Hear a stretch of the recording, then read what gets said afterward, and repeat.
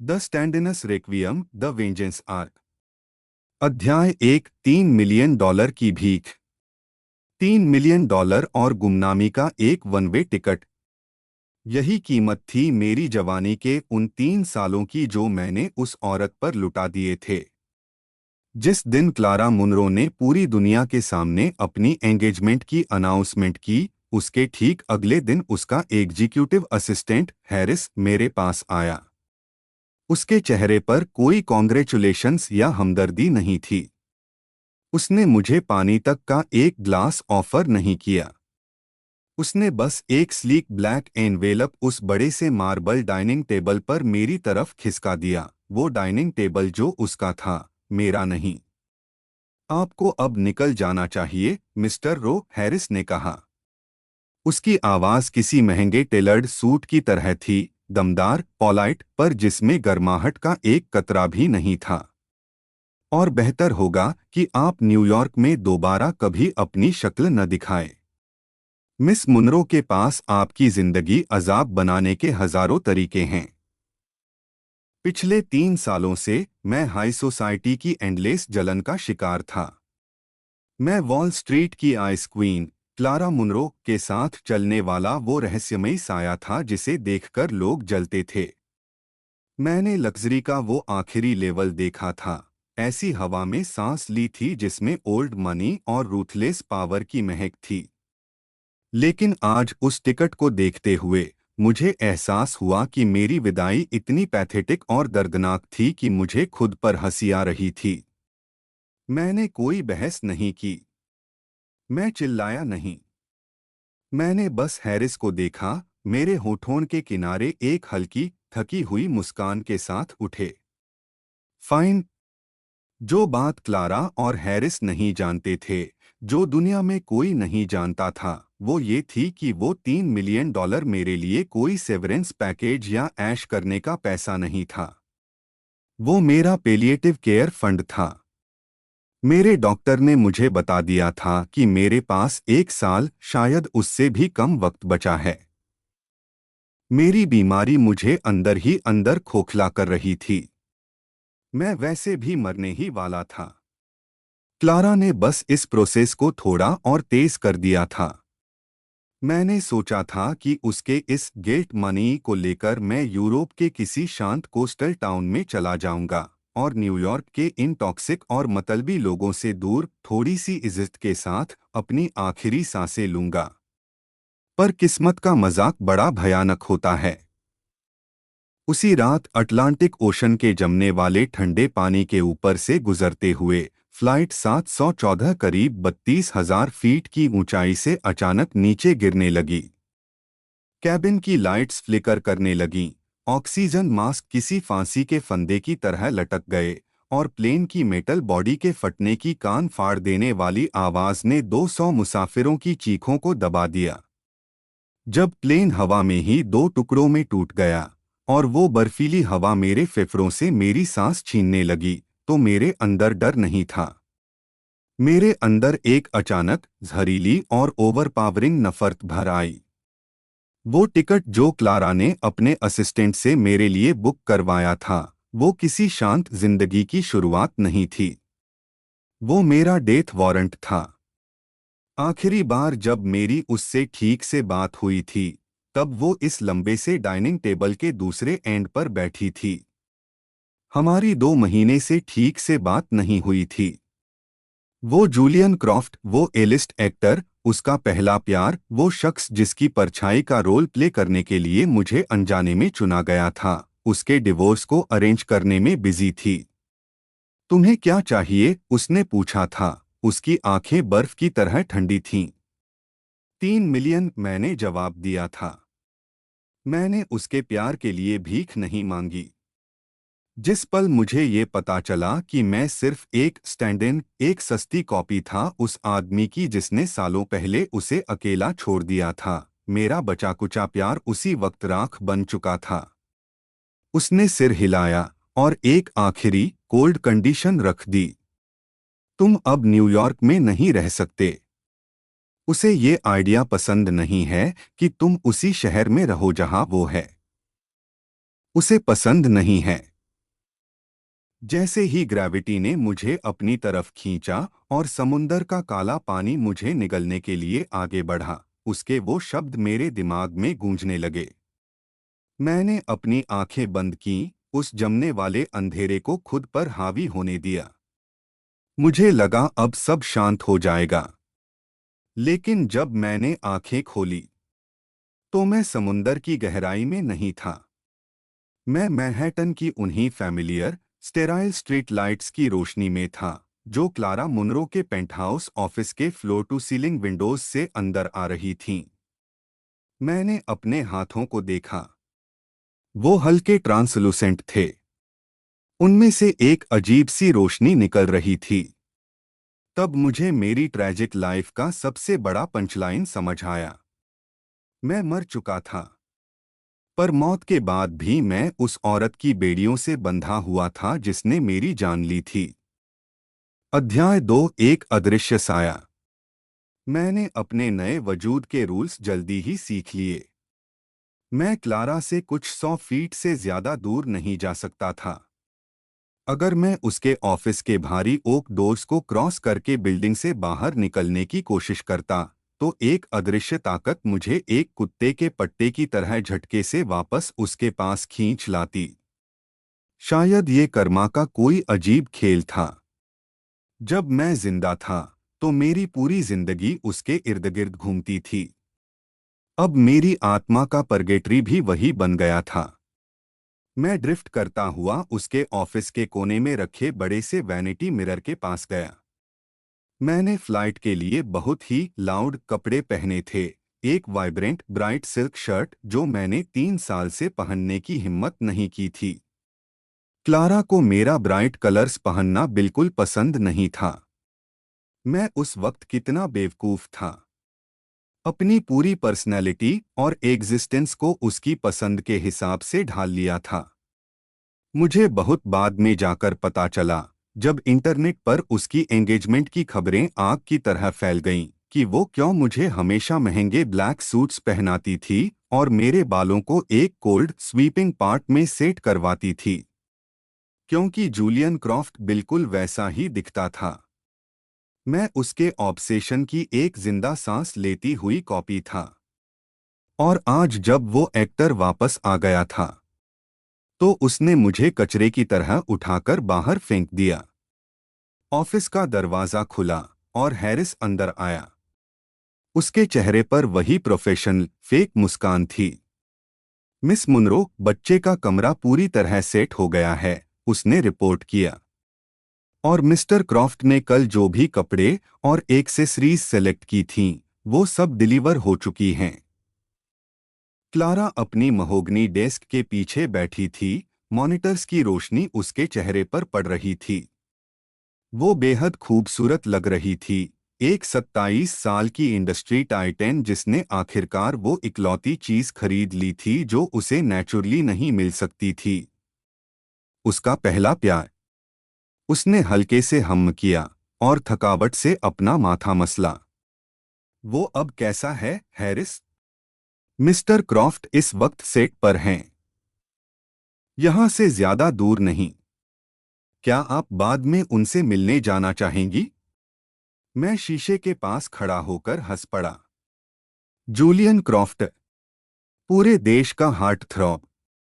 हमारी पहली मुलाकात किसी ह्यूमिलिएशन से कम नहीं थी। उसने मुझे ऊपर से नीचे तक देखा था, उसके होठों पर एक घमंडी एरिस्टोक्रेटिक ताना था। तुम जानते हो कि तुम्हारे अंदर थोड़ी बहुत मेरी झलक है, उसने पूछा था। मुझे पता है, मैंने जवाब दिया था, ये सोचकर कि वो मेरी लुक्स की तारीफ कर रहा है।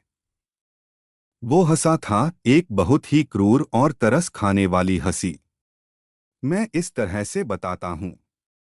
3 साल पहले वो तुम पर नहीं, मुझ पर मरती थी। मैं एक नौकफ था, एक अंडरस्टडी जिसे स्टेज को गर्म रखने के लिए रखा गया था जब तक असली स्टार अपनी मैसी मैरिज निपटाकर वापस नहीं आ जाता। और क्लारा, उसने उन 3 सालों में चुपचाप जूलियन की स्क्रिप्ट्स हैंडपिक की थीं, उसके स्टूडियोज को पर्दे के पीछे से फंड किया था, ये सुनिश्चित किया था कि उसके स्टार बनने का रास्ता बिल्कुल फ्लॉलेस हो। और ये सब करते हुए वो मुझे एक पालतू कुत्ते की तरह ट्रीट करती रही। उसका प्लेन अब तक लैंड हो जाना चाहिए, राइट? क्लारा की आवाज ने अचानक सन्नाटे को तोड़ा। उसकी आवाज तेज थी। हैरिस चौंक गया। उसने अपनी लग्जरी वॉच देखी। यस, उन्हें अब तक पहुंच जाना चाहिए। मैं जानता था वो किसके बारे में बात कर रहे थे। मेरी फ्लाइट। क्या उसके अंदर थोड़ा सा भी गिल्ट बचा था? क्लारा ने अपना फोन उठाया। मैं ड्रिफ्ट करके उसकी चेयर के पीछे गया और उसके शोल्डर के ऊपर से स्क्रीन पर देखने लगा। वो हमारी टेक्स्ट थ्रेड देख रही थी। उसका आखिरी मैसेज जो उसने घंटों पहले भेजा था। अगर तुम्हें कोई प्रॉब्लम हो तो तुम हैरिस को कांटेक्ट कर सकते हो। पुराने वक्तों में मैं 3 मिनट भी नहीं लगाता था उसके टेक्स्ट का रिप्लाई करने में। पर अब उस टेक्स्ट के नीचे सिर्फ एक लंबा, खाली सफेद स्पेस था। क्लारा के गले से एक ठंडी, छोटी सी हंसी निकली और उसने फोन डेस्क पर पटक दिया।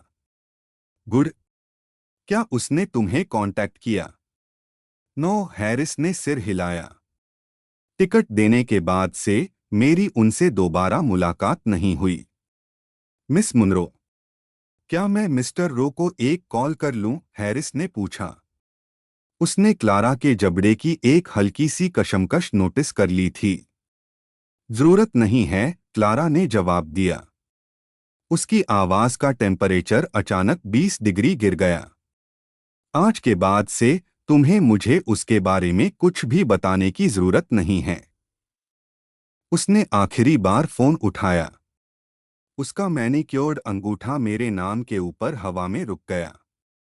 और फिर एक मर्सीलेस तेज स्वाइप के साथ उसने मेरा कांटेक्ट पूरी तरह डिलीट कर दिया। इरेज्ड। जैसे मेरी जिंदगी के 3 साल, मेरी लॉयल्टी, मेरे वो दिन जब मैं उसके ठंडे बिस्तर को गर्म रखता था, जैसे उनका कोई वजूद ही न रहा हो। मैंने गुस्से से उसे घूरा। मेरे आत्मिक सीने में एक बर्फीली आग जल रही थी। मैं आगे बढ़ा और उसकी थाई पर एक जोर की किक मारी, वही हरकत जो मैं मस्ती में करता था जब वो मुझे चिढ़ाती थी। लेकिन मेरा पैर उसके जिस्म के आर पार निकल गया। कुछ नहीं हुआ। एक हवा का झोंका तक नहीं। यू हार्टलेस बिच, मैं खुद से बड़बड़ाया। लेकिन मेरा गुस्सा अचानक उस वक्त जम गया जब हैरिस के पीछे लगी बड़ी टीवी स्क्रीन पर फाइनेंशियल न्यूज अचानक ब्रेक होकर एक ब्रेकिंग न्यूज बैनर में बदल गई। ब्रेकिंग, फ्लाइट 714 रडार से गायब। अटलांटिक ओशन में मलबा मिला। किसी के भी बचने की उम्मीद नहीं। क्लारा ने स्क्रीन की तरफ नजर उठाकर देखा तक नहीं। वो जूलियन को टेक्स्ट का रिप्लाई करने में बिजी थी। अध्याय 3, मौत का तमाशा और नया परिवार। मुझे क्लारा की इस नई हैप्पीली एवर आफ्टर जिंदगी के हर हिस्से को हॉन्ट करने के लिए मजबूर होना पड़ा।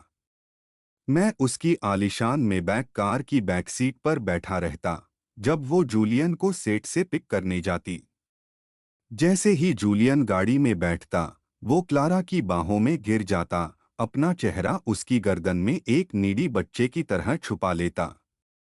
मैंने नोटिस किया कि क्लारा का जिस्म एक फ्रैक्शन ऑफ सेकंड के लिए स्टिफ हो जाता था और फिर वो जबरदस्ती अपने हाथ से उसके बालों को सहलाती। दिन कैसा रहा?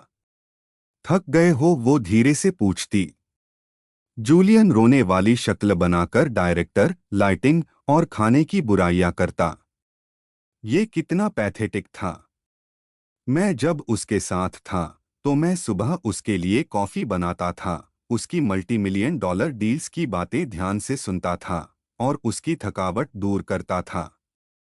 पर जूलियन चाहता था कि क्लारा अपनी पूरी दुनिया को उसके घमंड और ईगो के हिसाब से छोटा कर ले। जब हम स्टूडियो लॉट से बाहर निकल रहे थे तो 2 क्रू मेंबर्स वहां से गुजरे। वो जोर जोर से बातें कर रहे थे। तूने देखा इंटरनेट पर क्या चल रहा है? कल रात एक प्लेन क्रैश हो गया। 100 से ज्यादा लोग थे। कोई नहीं बचा। हाँ, मैंने तो उसी फ्लाइट का टिकट बुक किया था वेकेशन के लिए। एंड मोमेंट पर ये काम मिल गया तो नहीं गया। भाई, मैं सच में किस्मत वाला हूं। क्लारा के कदम वहीं रुक गए। उसके चेहरे का रंग उड़ने लगा, जैसे किसी ने उसके अंदर से खून निकाल लिया हो। उसने जूलियन का हाथ छोड़ा और उन क्रू मेंबर्स की तरफ बढ़ी। एक्सक्यूज मी, तुमने क्या कहा? कल रात? हाँ, आदमी ने सिर हिलाया। क्लारा की आंखों में आते हुए तूफान से अनजान था। फ्लाइट 714 जो। क्लारा। जूलियन की आवाज एक चाबुक की तरह आई। वो क्लारा के आगे आकर खड़ा हो गया। उसके हैंडसम चेहरे पर एक बचकानी सी नाराजगी थी। तुम्हें ऐसी डिप्रेसिंग बातों की फिक्र कब से होने लगी? मुझे बहुत भूख लगी है। चलो यहां से। उन क्रू मेंबर्स ने अचानक उस मेगास्टार को पहचान लिया और ऑटोग्राफ मांगने लगे, उनकी आने वाली शादी के बारे में पूछने लगे। उस सेलिब्रिटी कैओस के बीच क्लारा के गले में अटका हुआ सवाल वहीं मर गया। उसने जूलियन की तरफ देखा, जिसे लोगों का अटेंशन बहुत पसंद था, और धीरे धीरे क्लारा की आंखों से वो पैनिक चला गया और उसकी जगह वही कोल्ड ड्यूटी ने ले ली। उसने हैरिस को इशारा किया कि जूलियन के मूड के हिसाब से डिनर रिजर्वेशन चेंज कर दिए जाएं। मैं उसे देख रहा था। मेरे सीने में एक खोखला दर्द हो रहा था। अगर तुमने सिर्फ एक और सवाल पूछा होता, क्लारा। अगर तुमने एक बार पैसेंजर मैनिफेस्ट चेक कर लिया होता। लेकिन उसकी दुनिया में जूलियन एक सूरज था और मैं वो सितारा था जो कब का टूट चुका था। असली टॉर्चर तब शुरू हुआ जब हम उसकी स्प्रॉलिंग एस्टेट में वापस आए। घर को पूरी तरह रिमॉडल किया गया था। मेरे वजूद का एक एक निशान सर्जिकली रिमूव कर दिया गया था। सीढ़ियों से दौड़ता हुआ बेन नीचे आया। ये जूलियन का 4 साल का बेटा था, जो उसकी पिछली अमीर बीवी इसाबेल से था। इसाबेल ने उसके शुरुआती करियर को फंड किया था और फिर उसने उसे छोड़ दिया था। बेन सीधा क्लारा पर झपटा। Aunty Clara. क्लारा घुटनों के बल बैठी। उसने एक जबरदस्ती की ममता भरी मुस्कान अपने चेहरे पर लाई। क्या तुमने आज अच्छे बच्चे की तरह बिहेव किया? कितनी पिक्चर परफेक्ट फैमिली थी। एक औरत जिसने बिजनेस वर्ल्ड में धूम मचाई थी, अपना ताज उतारकर एक स्टेपमदर का रोल प्ले कर रही थी, सिर्फ उस लड़के को पाने के लिए जिसे वो कॉलेज में पसंद करती थी। लेकिन ये इल्यूजन अचानक डोरबेल की आवाज से टूट गया। मिसेस गेबल, जो हाउसकीपर थी, हाथ में एक थोड़ा फटा हुआ कार्डबोर्ड बॉक्स लेकर आई। उसने डरते हुए पहले जूलियन की तरफ देखा, फिर क्लारा की तरफ। मैम, मुझे लगता है ये मिस्टर रो ने भेजा है। कब्र की हवा अचानक जहर में बदल गई। बेन, जिसको मेरा नाम घर में होने वाली उन जहरीली बहसों से याद हो गया था, उसने बॉक्स की तरफ उंगली उठाई और रोने लगा। इसे फेंक दो। ये बैड अंकल का है। वाह। जूलियन ने गुस्से से बच्चे को उठा लिया और बॉक्स को ऐसी नजर से देखा जैसे उसमें कोई गंदगी हो। ओके ओके, मत रो। डैडी इसे अभी बाहर फेंकवा देंगे। मिसेस गेबल, इसे बाहर कचरे में फेंक दो। मिसेस गेबल हिचकिचाई और उसने क्लारा की तरफ देखा। क्लारा की निगाहें बॉक्स पर जमी थीं। 5 एक्सक्रूशिएटिंग सेकंड तक उसकी आंखें उस कार्डबोर्ड पर रुकी रहीं, जैसे उसके अंदर किसी अजीब और अनकैरेक्टरिस्टिक कमजोरी का युद्ध चल रहा हो। फेंक दो इसे, क्लारा ने आखिरकार फुसफुसाते हुए कहा और अपनी पीठ घुमा ली। मैंने अपने दांत पीसे। मैं जूलियन के चेहरे से बस कुछ इंच दूर हवा में तैर रहा था। मैं बैड अंकल हूं। उनकी एंगेजमेंट पार्टी में मैं बिल्कुल आखिरी रो में शांत बैठा था। इस ब्रैट ने मुझसे पानी मांगा था और जैसे ही मैंने वेटर को बुलाने के लिए हाथ उठाया, ये नाटकबाज बच्चा जानबूझकर चेयर से टूटे हुए कांच पर कूद गया और रोने लगा कि मैंने उसे धक्का दिया। इससे पहले कि मैं अपना मुंह खोलकर खुद को डिफेंड करता, क्लारा ने मुझे इतनी जोर से थप्पड़ मारा था कि मेरी आंखों के आगे अंधेरा छा गया था और मैंने शैडोज में खड़े जूलियन को स्मर्क करते हुए देखा था। उसने मुझे जलील करने के लिए ये सब प्लान किया था। और अब जूलियन ने अपना चेहरा क्लारा के कंधे पर रख दिया। तुम्हारा वो छोटा स्टैंड इन सच में बहुत चिपकू है ना? कितना पैथेटिक है। क्लारा ने कोई जवाब नहीं दिया। मुझे सच सच बताओ, जूलियन ने जहर उगलते हुए धीमी आवाज में पूछा। क्या होता अगर उसे कोई टर्मिनल इलनेस हो जाती? क्या होता अगर वो मरने वाला होता और चाहता कि तुम उसकी उम्र भर देखभाल करो? तो क्या तुम फिर भी उसे इतनी आसानी से दूर भेज देती? क्लारा ने फ्राउन किया और उसके एम्ब्रेस से खुद को अलग किया। मैं क्या होता अगर पर बात नहीं करती? मुझे सुनना है, बताओ मुझे। क्लारा ने खिड़की के बाहर देखा। उसकी आवाज पूरी तरह खोखली थी। आज के बाद उसका जिक्र मत करना। वो जा चुका है। क्या तुम्हें इस बात से तसल्ली नहीं मिली? अध्याय 4 बदले का बीज। क्लारा की बनाई हुई उस परफेक्ट दुनिया की दीवार को चटकने में ठीक 3 दिन लगे। ये एक विंटेज मूवी थिएटर में हुआ। जूलियन ने इस थिएटर को एक old French art house film देखने के लिए रेंट पर लिया था। क्लारा मूवी नहीं देख रही थी। वो हैरिस को टेक्स्ट कर रही थी। क्लारा, क्या तुम छुट्टी मांग रहे हो? Harris, no miss Munro. क्या आपने देखा इंटरनेट पर ट्रेंड क्या कर रहा है? हैरिस उसकी बनाई हुई आयरनक्लैड रूल को तोड़ने की कोशिश कर रहा था। वो मेरा नाम टाइप नहीं कर सकता था, इसलिए वो भीख मांग रहा था कि क्लारा खुद न्यूज़ चेक करे। प्लेन क्रैश अभी भी हेडलाइंस में सबसे ऊपर था। क्लारा ने उसे इग्नोर किया और आखिरकार स्क्रीन की तरफ देखा। स्क्रीन की चमकती रोशनी उसके चेहरे पर पड़ रही थी और मैंने ठीक वो पल देखा जब उसकी सांसें अटक गईं। स्क्रीन पर सिनेमा पैराडाइसो चल रही थी। मेरी फेवरेट मूवी। वो मूवी जिसे देखने के लिए मैं उसे बार बार मनाता था, संडे की बारिश वाली दोपहर को। हम सोफे पर कर्ल अप होकर बैठते थे, उसका सिर मेरे सीने पर होता था और मेरी उंगलियां उसकी हथेली की लकीरों को सहलाती थीं।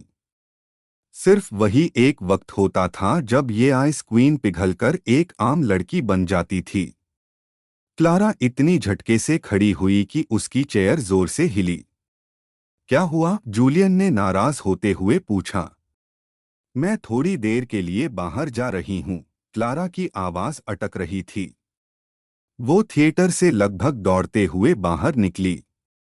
वो बिल्डिंग के पीछे एलीवे में खड़ी थी। नियन लाइट्स का रिफ्लेक्शन जमीन पर पड़े पानी में बन रहा था।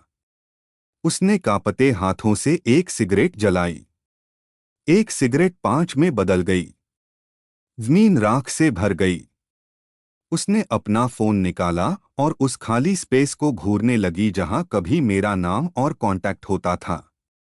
अगले दिन बेन को तेज बुखार आया। क्लारा उसे तुरंत वीआईपी हॉस्पिटल लेकर गई। उन स्टेराइल शांत कॉरिडोर्स में टहलते हुए उसने 2 नर्सेस को आपस में बात करते हुए सुन लिया। वो बुखार वाला बच्चा, क्या वो कुछ हफ्ते पहले यहाँ एक छोटी सी खरोंच के लिए नहीं आया था? हाँ, इन लोगों ने बहुत बड़ा तमाशा किया था। पर तुम्हें पता है मुझे किसके लिए बुरा लगा? उस बेचारे आदमी के लिए जिस पर इन्होंने इल्जाम लगाया था कि उसने बच्चे को धक्का दिया। ओह वो। हाँ, उस दिन सीन होने से पहले वो ठीक ऑन्कोलॉजी विंग से बाहर निकल रहा था। स्टेज 4 कैंसर, मैंने सुना था। उसके हाथ से उसकी फाइल्स गिर गई थीं। वो वहीं जिंदा लाश जैसा दिख रहा था, बेचारा। क्लारा के कदम पत्थर के बन गए। उसके हाथ में पकड़ी बेन की फाइल जमीन पर गिर गई। उसके कागज लिनोलियम फ्लोर पर बिखर गए। Oncology stage 4। वो धीरे से घूमी और उस कोर्टयार्ड के उस पार बनी हुई स्पेशलिस्ट क्लिनिक की बिल्डिंग को देखने लगी। उसकी सांसें छोटी और तेज होने लगीं। उसने याद किया कि पिछले कुछ महीनों में मैं कितना पतला हो गया था। मैंने ठीक से खाना खाना कैसे बंद कर दिया था। और जब उसने मुझे दफा होने के लिए $3 मिलियन दिए थे, तो मैं बिना किसी शिकायत के उस टिकट को लेकर हंसकर क्यों मान गया था। क्या होता अगर वो मरने वाला होता और चाहता कि तुम उसकी उम्र भर देखभाल करो? तो क्या तुम फिर भी उसे इतनी आसानी से दूर भेज देती? जूलियन के वो ताने वाले अल्फाज उसके दिमाग में हथौड़े की तरह बजने लगे। वो 6 घंटे तक उस हॉस्पिटल के कॉरिडोर में एक बुत की तरह खड़ी रही। जब सुबह का सूरज निकला, उसने अपने फोन से हॉस्पिटल डायरेक्टर का नंबर डायल किया। एक 3 मिनट की फोन कॉल ने सब कुछ साफ कर दिया। मैं पिछले 6 महीने से धीरे धीरे मर रहा था। मैंने ये बात उससे इसलिए छुपाई क्योंकि मैं जानता था कि उसे कोई फर्क नहीं पड़ेगा। या इससे भी बुरा, वो ड्यूटी या स्टेराइल ऑब्लिगेशन की वजह से मुझे अपने पास रखती और मैं उनकी फेक लाइफ नहीं जीना चाहता था। क्लारा ने फोन कट किया, अपना माथा उस ठंडी हॉस्पिटल की दीवार पर टिका दिया और एक टूटी हुई दर्दनाक हंसी हंसने लगी।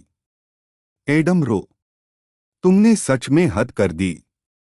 वो गाड़ी चलाकर सीधे मेरे पुराने अपार्टमेंट पहुंची, वो घर जो उसने मुझे गिफ्ट किया था और जो मैंने अपनी आखिरी सांसों के दिनों को फंड करने के लिए एक एनोनिमस बायर को वापस बेच दिया था। उसने लॉक का कोड डाला और दरवाज़ा खुला। फर्नीचर वहीं था। वो एनोनिमस बायर कोई और नहीं, खुद क्लारा ही थी। वो उस सोफे पर बैठ गई जहां हम कभी साथ सोते थे। उस खाली अपार्टमेंट का सन्नाटा उसके कानों को भेद रहा था। उसका फोन बजा। वो हैरिस था। मिस मुनरो, परसों का प्री वेडिंग फोटोशूट शेड्यूल हो गया है। क्लारा ने मेरे न दिखने वाले घोस्ट की तरफ घूरा और मेरे आर पार देखते हुए उस खाली स्पेस को घूरती रही। कैंसल कर दो, वो फुसफुसाई। मैम, शूट कैंसल करो, कैटर्स कैंसल करो, वेडिंग कैंसल करो। उसकी आवाज में एक पागलपन का जोर आ गया। मेरी फ्लाइट बुक करो। मैं उसे ढूंढने जा रही हूं। वो बहुत जल्दी में चला गया। मैं कितनी जालिम थी, हैरिस। मैं उसके साथ इतनी जालिम कैसे हो सकती थी? क्या तुम्हें लगता है वो मुझे इस सब के लिए माफ करेगा? फोन लाइन पर भयानक सन्नाटा छा गया। मैं लगभग सुन सकता था कि हैरिस किस डर में था। मिस मुनरो, हैरिस की आवाज कांप रही थी। मिस्टर रो, उनका इंतकाल हो गया है। क्लारा की आंखें कमरे में इधर-उधर घूमने लगीं। क्या? फ्लाइट 714। 4 दिन पहले प्लेन अटलांटिक ओशन में गिर गया। कोई जिंदा नहीं बचा। मैंने आपको बताने की बहुत कोशिश की, लेकिन आपने ऑर्डर दिया था कि मैं उनका नाम दोबारा कभी ना लूं। क्लारा चिल्लाई नहीं। उसका रिएक्शन डर और दर्द के पार था। उसकी आंखें पूरी तरह खोखली हो गईं। उसके अंदर से सीईओ, एक पावरफुल औरत की रूह गायब हो गई और बस एक खाली खोल बचा। वो धीरे से खड़ी हुई, उस ग्लास कॉफी टेबल के पास गई जो सालों पहले मैंने सेलेक्ट किया था, और उसे इतनी बुरी तरह लात मारी कि ग्लास हजारों चमकते हुए टुकड़ों में चूर चूर हो गया। मैंने क्लारा को टूटते हुए देखा, पर मेरा प्लान कुछ और था। ये सिर्फ शुरुआत थी। मेरा बदला क्लारा के रोने पर खत्म नहीं होने वाला था, क्योंकि सच्चाई ये थी कि मैं उस फ्लाइट में था ही नहीं। मेरी आत्मा यहां भटक रही थी, पर मेरी असली बॉडी अभी जिंदा थी। एक मौत से भी खतरनाक सच्चाई मेरा इंतजार कर रही थी। अध्याय 5 जिंदा लाश से खुदा तक। उस टूटे हुए ग्लास की आवाज मेरे कानों में गूंज ही रही थी कि अचानक एक भयानक झटका लगा। ऐसा लगा जैसे किसी ने मेरे आत्मिक वजूद को एक इनविजिबल चेन से बांधकर जोर से पीछे खींच लिया हो। क्लारा का पेंटहाउस, उसके आंसू और वो शहर अचानक अंधेरे में डूब गए। ब्रीथ। एक आवाज गूंजी। मेरी आंखें झटके से खुलीं। मेरे फेफड़ों में हवा ऐसी आई जैसे आग लगी हो। मैं जोर से खांसा, मेरी आंखें चुंधिया गईं। मेरे आसपास कोई लग्जरी पेंटहाउस नहीं था, बल्कि एक हाईटेक, ब्लाइंडिंगली वाइट मेडिकल फैसिलिटी थी। मेरे जिस्म पर ढेरों वायर और 4 ड्रिप्स लगी थीं। मेरे सीने में दिल धक धक कर रहा था, एक जिंदा, धड़कता हुआ दिल। Welcome back to the world of the living, mister Rowe. एक औरत की शार्प, कॉन्फिडेंट आवाज आई। मैंने धुंधली आंखों से उस औरत की तरफ देखा। वो बिल्कुल भी क्लारा नहीं थी। उसकी आंखें शार्प और कैलकुलेटिंग थीं। उसने एक बहुत ही महंगा मैरून ब्लेजर पहना था और उसकी खड़ी हुई पोस्चर में एक डोमिनेंस था जिसे देखकर कोई भी इंसान अपना सिर झुका दे। ये इसाबेल क्रॉफ्ट थी, जूलियन की एक्स वाइफ। वो बिलियनेयर एंटरप्रेन्योर जिसने कभी जूलियन को आसमान की बुलंदियों पर पहुंचाया था और जब उसने उसे धोखा दिया तो उसने जूलियन को कचरे की तरह निकाल फेंका था। तुम तुम यहाँ कैसे? मैं फ्लाइट 714 में। मेरी आवाज एक सूखे पत्ते की तरह निकल रही थी। इसाबेल हल्के से मुस्कुराई। उसकी मुस्कान में कोई हमदर्दी नहीं थी, बल्कि एक प्रीडेटर वाली फीलिंग थी। तुम उस फ्लाइट पर कभी चढ़े ही नहीं, एडम। वीआईपी लाउंज में बोर्डिंग से ठीक 5 मिनट पहले तुम कोलैप्स हो गए थे। तुम्हारी डिजीज फाइनल स्टेज पर थी। तुमने वहीं दम तोड़ दिया होता अगर मेरे एजेंट्स ने तुम्हें चुपचाप वहां से उठा ना लिया होता। क्यों? मैंने मुश्किल से पूछा। तुम्हें मुझसे क्या चाहिए? बदला, इसाबेल ने कोल्डली जवाब दिया। वो मेरे बेड के पास आई और एक आईपैड मेरे सामने रख दिया। स्क्रीन पर क्लारा और जूलियन की एंगेजमेंट की फोटोज थीं। मेरा एक्स हस्बैंड मेरी जिंदगी का सबसे बड़ा दाग है।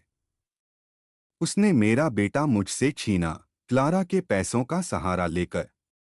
और क्लारा मुनरो ने मेरे बेटे को पालने का नाटक सिर्फ इसलिए किया ताकि वो जूलियन को वापस पा सके। इसाबेल झुकी। उसकी आंखें मेरी आंखों में ठहर गईं। मेरी लेबोरेटरी ने तुम्हारे कैंसर का एक एक्सपेरिमेंटल लेकिन परमानेंट क्योर ढूंढ लिया है। तुम्हारी बॉडी पूरी तरह रिकवर कर रही है। ये वो ट्रीटमेंट है जो क्लारा के $3 मिलियन भी नहीं खरीद सकते थे। मेरे पास देने को कुछ नहीं है, मैंने सच्चाई बताई। मैं एक अनाथ, गरीब स्टैंडन था। तुम्हारी नफरत, एडम। मुझे वो चाहिए, इसाबेल ने कहा। मैं तुम्हें पावर दूंगी। मैं तुम्हें सिखाऊंगी कि इन अमीर, घमंडी लोगों की दुनिया को अंदर से कैसे जलाते हैं। इन रिटर्न, उसकी आवाज और ठंडी हो गई। हम दोनों मिलकर जूलियन क्रॉफ्ट और क्लारा मुनरो को उनकी जिंदगी की सबसे भयानक तबाही का तोहफा देंगे। वो तबाही जिसके आगे मौत भी एक ब्लेसिंग लगेगी। मैंने अपनी मुट्ठी बंद की। मेरे हाथों में अब जान वापस आ चुकी थी। मुझे क्लारा का थप्पड़ याद आया। जूलियन की स्मग मुस्कान याद आई। और वो टिकट, वो वन वे टिकट जो क्लारा ने मुझे मरने के लिए दी थी। मेरे अंदर का वो अच्छा लड़का फ्लाइट 714 के मलबे के साथ ही समुंदर की गहराइयों में दफन हो चुका था। मैंने इसाबेल की तरफ देखा। मेरी आंखों में अब वो पुरानी मासूमियत नहीं, एक ठंडी, जहरीली आग थी। डी अध्याय 6 राख और पछतावा। जहां एक तरफ मैं मौत से वापस आकर एक एम्पायर खड़ा करना सीख रहा था, वहीं दूसरी तरफ न्यूयॉर्क में क्लारा की दुनिया तिनका तिनका होकर बिखर रही थी। फ्लाइट 714 की न्यूज आने के कुछ दिन बाद की बात है। क्लारा बारिश में पूरी तरह भीग चुकी थी। उसने रात भर अपनी मेंशन के कचरे के डिब्बों में पागलपन से वो बॉक्स ढूंढा था जो मैंने उसे आखिरी बार भेजा था। सुबह जब मिसेज गेबल ने उसे वो बॉक्स लाकर दिया, तो क्लारा की हालत किसी भिखारन जैसी थी। उसकी महंगी प्राडा ड्रेस कचरे और कीचड़ से सनी हुई थी। उसने बाथरूम में जमीन पर बैठकर डरते डरते वो बॉक्स खोला। बॉक्स के अंदर दो चीजें थीं। एक उनकी एंगेजमेंट पार्टी का इनविटेशन कार्ड, जिसके पीछे मेरी हैंडराइटिंग में एक आखिरी नोट लिखा था। पार्टी के फेवर्स बहुत बेकार थे। मैंने उस बच्चे को धक्का नहीं दिया था। Go to hell. और दूसरी चीज, एक वेलवेट का छोटा सा पाउच। उसके अंदर दो सिंपल प्लैटिनम रिंग्स थीं। ये वो रिंग्स थीं जो हमने तब बनवाई थीं जब हम एक दूसरे के प्यार में पागल थे। क्लारा की रिंग उसने महीनों पहले खो दी थी, जो मुझे अपने अपार्टमेंट के नीचे घास में फेंकी हुई मिली थी। मैंने दोनों रिंग्स उसे लौटा दी थीं। ये मेरा आखिरी मैसेज था कि अब हमारे बीच कुछ नहीं बचा। क्लारा उन रिंग्स को घूरती रही। उसके कांपते हुए हाथों ने जूलियन की पहनाई हुई डायमंड रिंग उतारी और जमीन पर पटक दी। फिर उसने मेरी दी हुई वो सिंपल खरोंच वाली प्लैटिनम रिंग अपनी उंगली में पहन ली। उस दिन मेंशन की दीवारों ने क्लारा मुनरो की ऐसी चीख सुनी, जो किसी जानवर की टूटी हुई आवाज लग रही थी। उसने घुटनों पर गिरकर इतना रोया था कि उसकी आंखें खून की तरह लाल हो गई थीं। उसे आखिरकार एहसास हो गया था कि उसने अपनी पूरी जिंदगी का इकलौता सच्चा प्यार अपने हाथों से कत्ल कर दिया था। उसी दोपहर जूलियन उस मिशन में वापस आया। वो गुस्से में पागल था क्योंकि क्लारा ने सारे प्री-वेडिंग इवेंट्स कैंसल कर दिए थे। तुम्हारा दिमाग खराब हो गया है, जूलियन चिल्लाया। सिर्फ एक डेढ़ स्टैंड इन के लिए तुम हमारा फ्यूचर बर्बाद कर रही हो। तुम्हें पता है इस कैंसलेशन से मेरी रेपुटेशन पर क्या असर पड़ेगा? क्लारा ने धीरे से अपना सिर उठाया। उसके चेहरे पर कोई एक्सप्रेशन नहीं था। उसकी आंखें बर्फ से बनी लग रही थीं। वो अपनी चेयर से उठी और धीरे धीरे चलकर जूलियन के पास आई। थ्वैक! एक जोर का थप्पड़ जूलियन के चेहरे पर पड़ा। उसका लोअर लिप फट गया और खून निकलने लगा। जूलियन सदमे में उसे घूरने लगा। निकल जाओ मेरे घर से, क्लारा ने एक डेढ़ चिलिंग आवाज में कहा। क्लारा, जूलियन की आवाज अब गुस्से से डर में बदल रही थी। तुमने वादा किया था। तुमने प्रॉमिस किया था कि तुम हमारा ध्यान रखोगी। तुम पीछे नहीं हट सकती। क्लारा आगे बढ़ी। उसकी आंखें जूलियन की आत्मा को चीर रही थीं। अगर तुमने जिद ना की होती कि वो मेरी एंगेजमेंट में आए, तो वो हफ्तों पहले ही जा चुका होता। वो उस कर्स्ड फ्लाइट पर नहीं होता। उसकी आवाज टूट गई। उसे तुमने और मैंने मिलकर मारा है, जूलियन। और इसका बदला मैं अपने आप को और तुम्हें बर्बाद करके लूंगी। उसने उसकी आंखों में देखते हुए आखिरी वार किया। मेरी पीआर टीम 1 घंटे में तुम्हारी आने वाली 2 बड़ी मूवीज की फंडिंग वापस ले रही है। तुम्हारे सारे एंडोर्समेंट्स कैंसल किए जा रहे हैं। Now get the fuck out. अध्याय 7 शिकारी और शिकार। 6 महीने बीत गए। स्विट्जरलैंड में मेरी रिकवरी किसी चमत्कार से कम नहीं थी। इसाबेल के साइंटिस्ट्स ने सिर्फ मेरा कैंसर ही नहीं ठीक किया, बल्कि मेरी फिजिकल फॉर्म को पीक पर पहुंचा दिया। मैं अब पतला और बीमार एडम नहीं था। मैंने जिम में घंटों बिताए।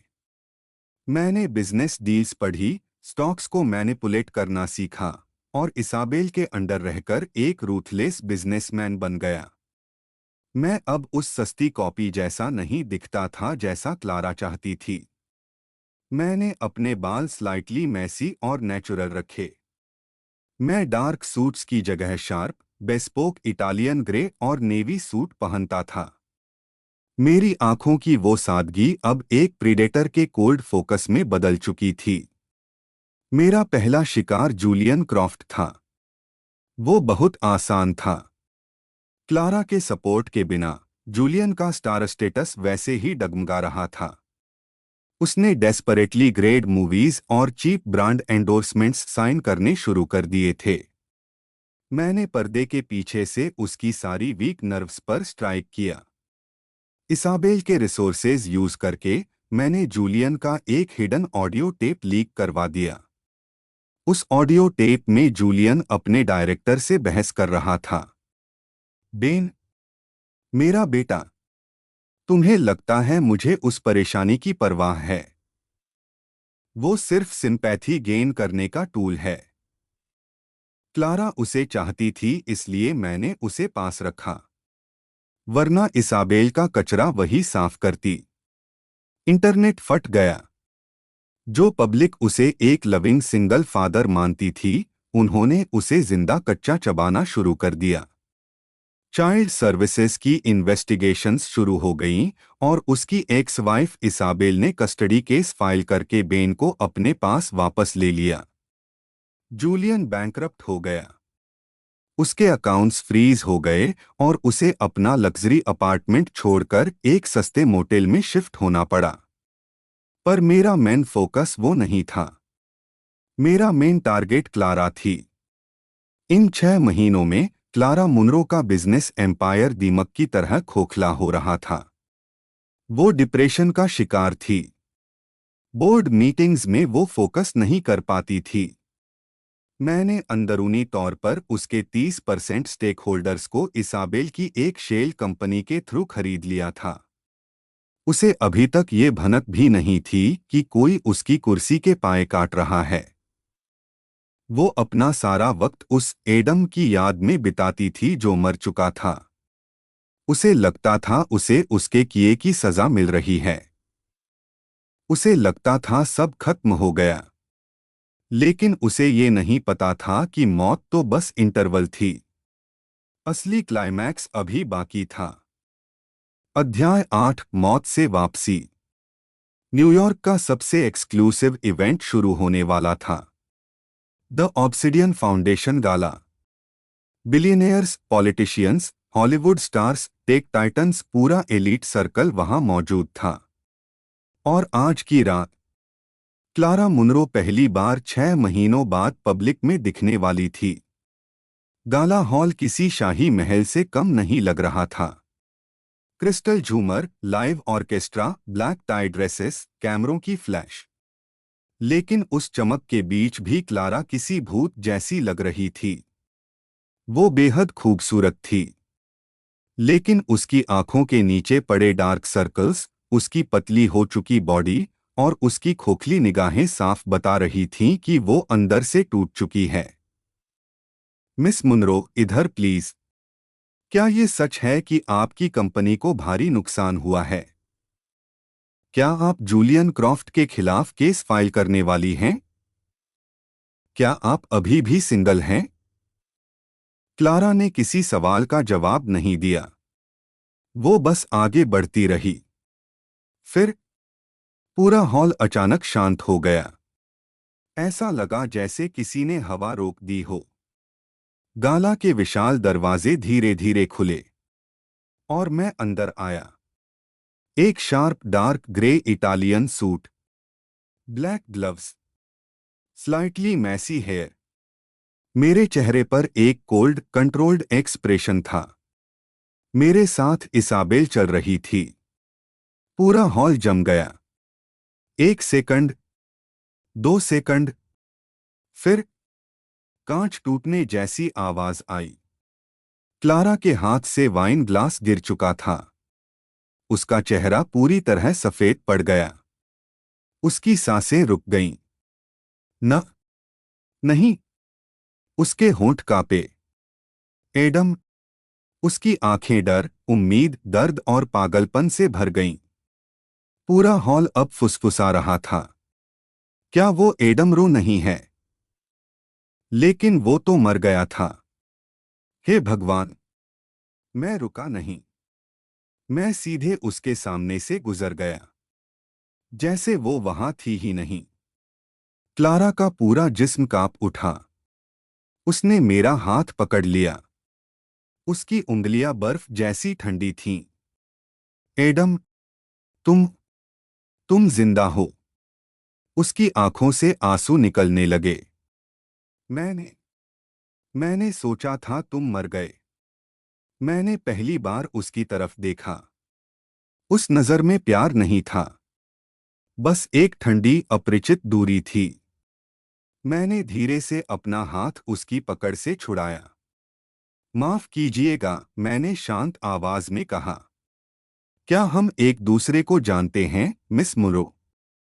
उस पल क्लारा की आंखों में जो टूटा, वो उसका दिल नहीं था, वो उसकी पूरी दुनिया थी। अध्याय 9, टूटी हुई रानी। क्लारा की उंगलियां हवा में ही जमी रह गईं। उसकी आंखें मेरी तरफ ऐसे देख रही थीं जैसे कोई डूबता हुआ इंसान आखिरी बार सतह देखने की कोशिश कर रहा हो। क्या क्या मतलब हम एक दूसरे को नहीं जानते? उसकी आवाज कांप रही थी। मैंने अपनी कफलिंग सीधी की और हल्का सा सिर टेढ़ा किया।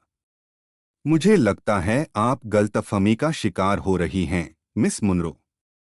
मेरी आवाज अब पहले जैसी नरम नहीं थी। उसमें एक कोल्ड कंट्रोल्ड डोमिनेस था। मेरा नाम एड्रियन वेलर है। पूरा हॉल फुसफुसाने लगा। Adrian velar?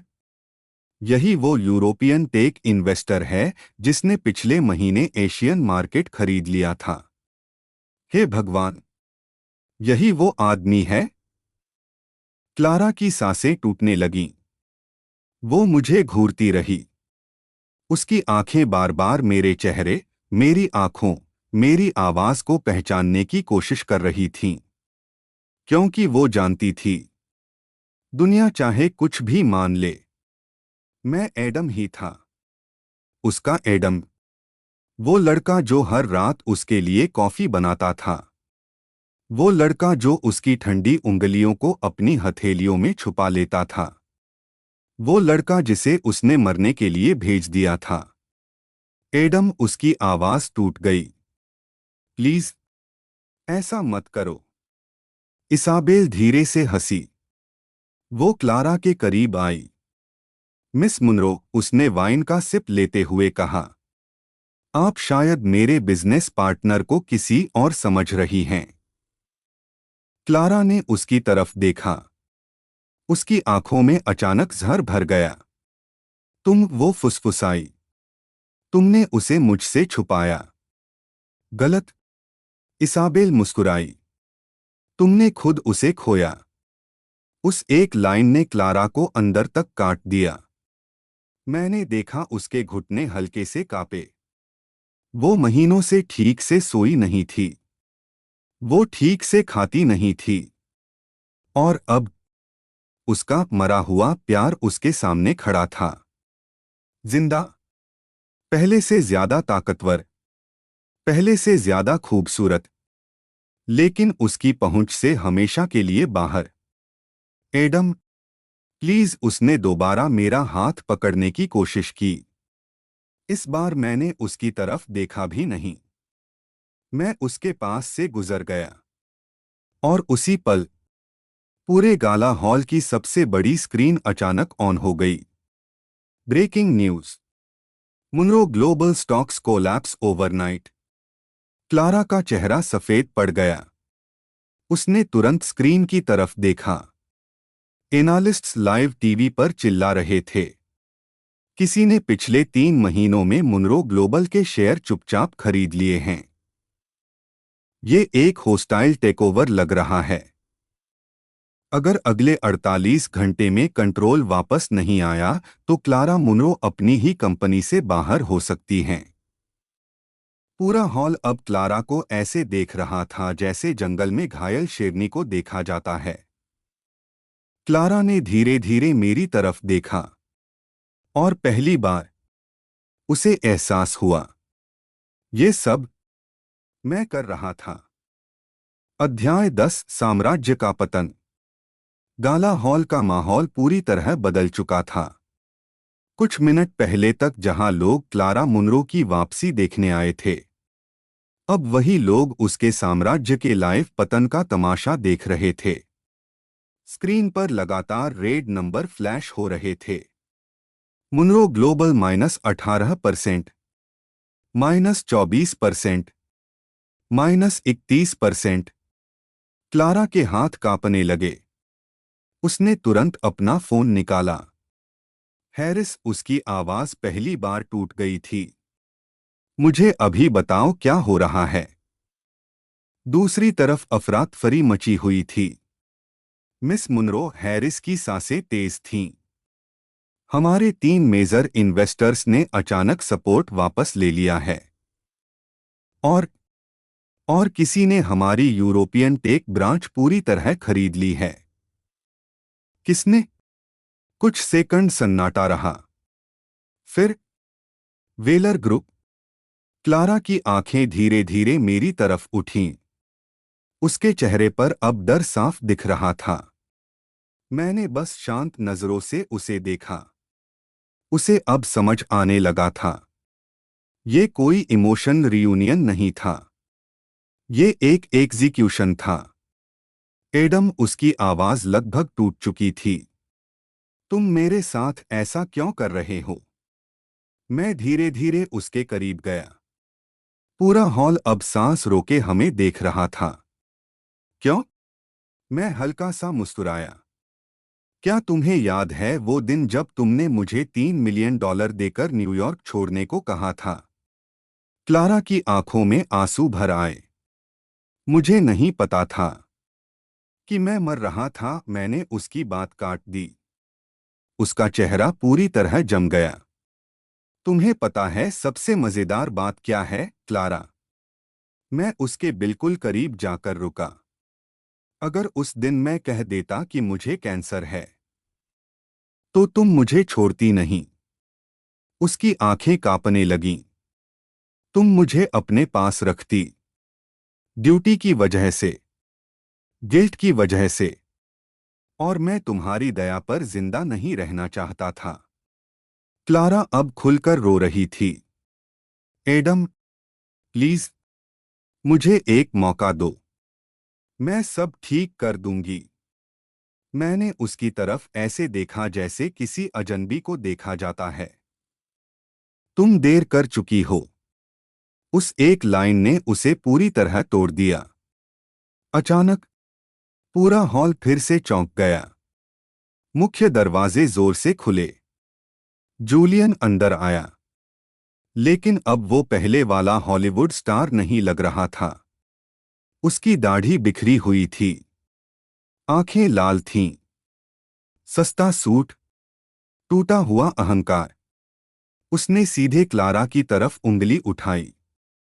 तुमने मेरी जिंदगी बर्बाद कर दी। फिर उसकी नजर मुझ पर पड़ी। उसका चेहरा डर से सफेद पड़ गया। तक तुम? मैंने शांत नजरों से उसे देखा। जूलियन पीछे हट गया, जैसे उसने कोई भूत देख लिया हो। इम्पॉसिबल, वो बड़बड़ाया। तुम मर चुके थे। इसाबेल धीरे धीरे आगे बढ़ी। उसके होठों पर वही जहरीली मुस्कान थी। सरप्राइज। अध्याय 11 नरक का दरवाजा। पूरा गाला हॉल मौत जैसी खामोशी में डूब गया। जूलियन की आंखें मेरी तरफ जमी थीं। उसके चेहरे से खून उतर चुका था।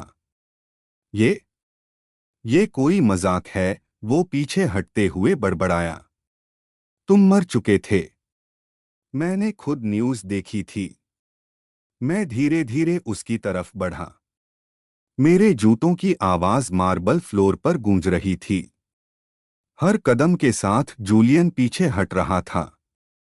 अब वो सुपरस्टार नहीं लग रहा था। बस एक डरा हुआ आदमी। तुम्हें पता है, मैंने शांत आवाज में कहा। मौत के करीब जाकर इंसान बहुत कुछ सीखता है। जूलियन की सांसें तेज हो गईं। क्लारा, वो अचानक चिल्लाया। कुछ बोलो। तुम बस ऐसे खड़ी रहोगी? क्लारा ने उसकी तरफ देखा। उसकी आंखों में अब प्यार नहीं था, बस ठंडा टूटा हुआ खालीपन था। तुम सही थे, जूलियन, उसने धीरे से कहा। हमने उसे मार दिया। नहीं, जूलियन चीखा। ये तुम्हारी गलती थी। तुम उस स्टैंडेन के साथ खेल रही थीं। उस एक लाइन ने पूरा माहौल बदल दिया। क्लारा की आंखें धीरे धीरे ऊपर उठीं। और पहली बार उसके अंदर की वो पुरानी आइस क्वीन वापस दिखी। थर्ड, उसने जूलियन को इतनी जोर से धक्का दिया कि वो पीछे टेबल से टकराकर गिर पड़ा। उसका नाम लेकर बात करो। उसकी आवाज मौत जैसी ठंडी थी। जूलियन सदमे में उसे घूरता रह गया। तुम पागल हो गई हो। नहीं, क्लारा फुसफुसाई। मैं देर से जागी हूं। मैं ये सब शांत खड़ा होकर देखता रहा। फिर मैंने अपना फोन निकाला। एक बटन दबाया। गाला हॉल की बड़ी स्क्रीन दोबारा ऑन हो गई। इस बार एक वीडियो चला। जूलियन का चेहरा स्क्रीन पर दिखाई दिया। वो किसी होटल रूम में था। शराब के नशे में हंस रहा था। क्लारा, वीडियो वाला जूलियन हंसा। वो सिर्फ एक ऑब्सेस्ड औरत है। उसे बस इतना महसूस कराओ कि वो तुम्हें खो सकती है। फिर वो तुम्हारे पैरों में गिर जाती है। वीडियो में दूसरा आदमी हंसा। और वो एडम वाला लड़का। जूलियन ने सिगार जलाया। उस बेवकूफ को सच में लगता था कि क्लारा उससे प्यार करती है। पूरा हॉल अब जूलियन को घृणा से देख रहा था। ऑनेस्टली, वीडियो वाला जूलियन हंसा। उसकी मौत मेरे लिए सबसे बड़ा गिफ्ट थी। क्लैंग। क्लारा के हाथ से उसकी रिंग जमीन पर गिर गई। उसकी आंखें अब पूरी तरह टूट चुकी थीं। जूलियन चिल्लाया। ये फेक है। एडिटेड है। लेकिन किसी ने उसकी बात नहीं सुनी। इसाबेल धीरे धीरे उसके पास गई। उसने नीचे झुककर उसके कान में फुसफुसाया। तुम्हें याद है तुमने मुझसे क्या कहा था? जूलियन का चेहरा जम गया। इसाबेल मुस्कुराई। तुमने कहा था कि ताकतवर लोग कभी हारते नहीं। वो सीधी हुई। आज सीख लो। गलत लोग जीत जाएं, इसका मतलब ये नहीं कि कहानी खत्म हो गई। सिक्योरिटी गार्ड्स आगे बढ़े। जूलियन अब पूरी तरह टूट चुका था। क्लारा, प्लीज, तुम मुझे ऐसे नहीं छोड़ सकती। मैंने तुमसे प्यार किया था। क्लारा ने उसकी तरफ देखा भी नहीं। उसकी आंखें सिर्फ मुझ पर टिकी थीं। लेकिन अब बहुत देर हो चुकी थी। जूलियन को सिक्योरिटी घसीटते हुए बाहर ले गई। उसकी चीखें धीरे धीरे दूर होती गईं। और उसी पल क्लारा घुटनों पर गिर गई, सीधे मेरे सामने। पूरा हॉल सांस रोके देख रहा था। वॉल स्ट्रीट की आइस क्वीन, दुनिया की सबसे ताकतवर औरतों में से एक, मेरे सामने टूटी हुई पड़ी थी। उसकी आंखों से आंसू लगातार गिर रहे थे। एडम, उसकी आवाज बुरी तरह कांप रही थी। मैं हार गई। उसने धीरे से मेरा हाथ पकड़ लिया। लेकिन प्लीज, मुझे छोड़कर मत जाओ इस बार। अध्याय 12, आखिरी सजा। पूरा गाला हॉल बिल्कुल शांत था। सिर्फ क्लारा की टूटी हुई सांसों की आवाज सुनाई दे रही थी। उसके हाथ अब भी मेरी उंगलियों को पकड़े हुए थे। जैसे अगर उसने छोड़ा तो मैं फिर हमेशा के लिए गायब हो जाऊंगा। एडम, उसकी आवाज किसी मरते हुए इंसान जैसी थी। मैं सब खो दूंगी। बस एक बार कह दो कि तुम मुझे पूरी तरह नफरत नहीं करते। मैंने नीचे उसकी तरफ देखा।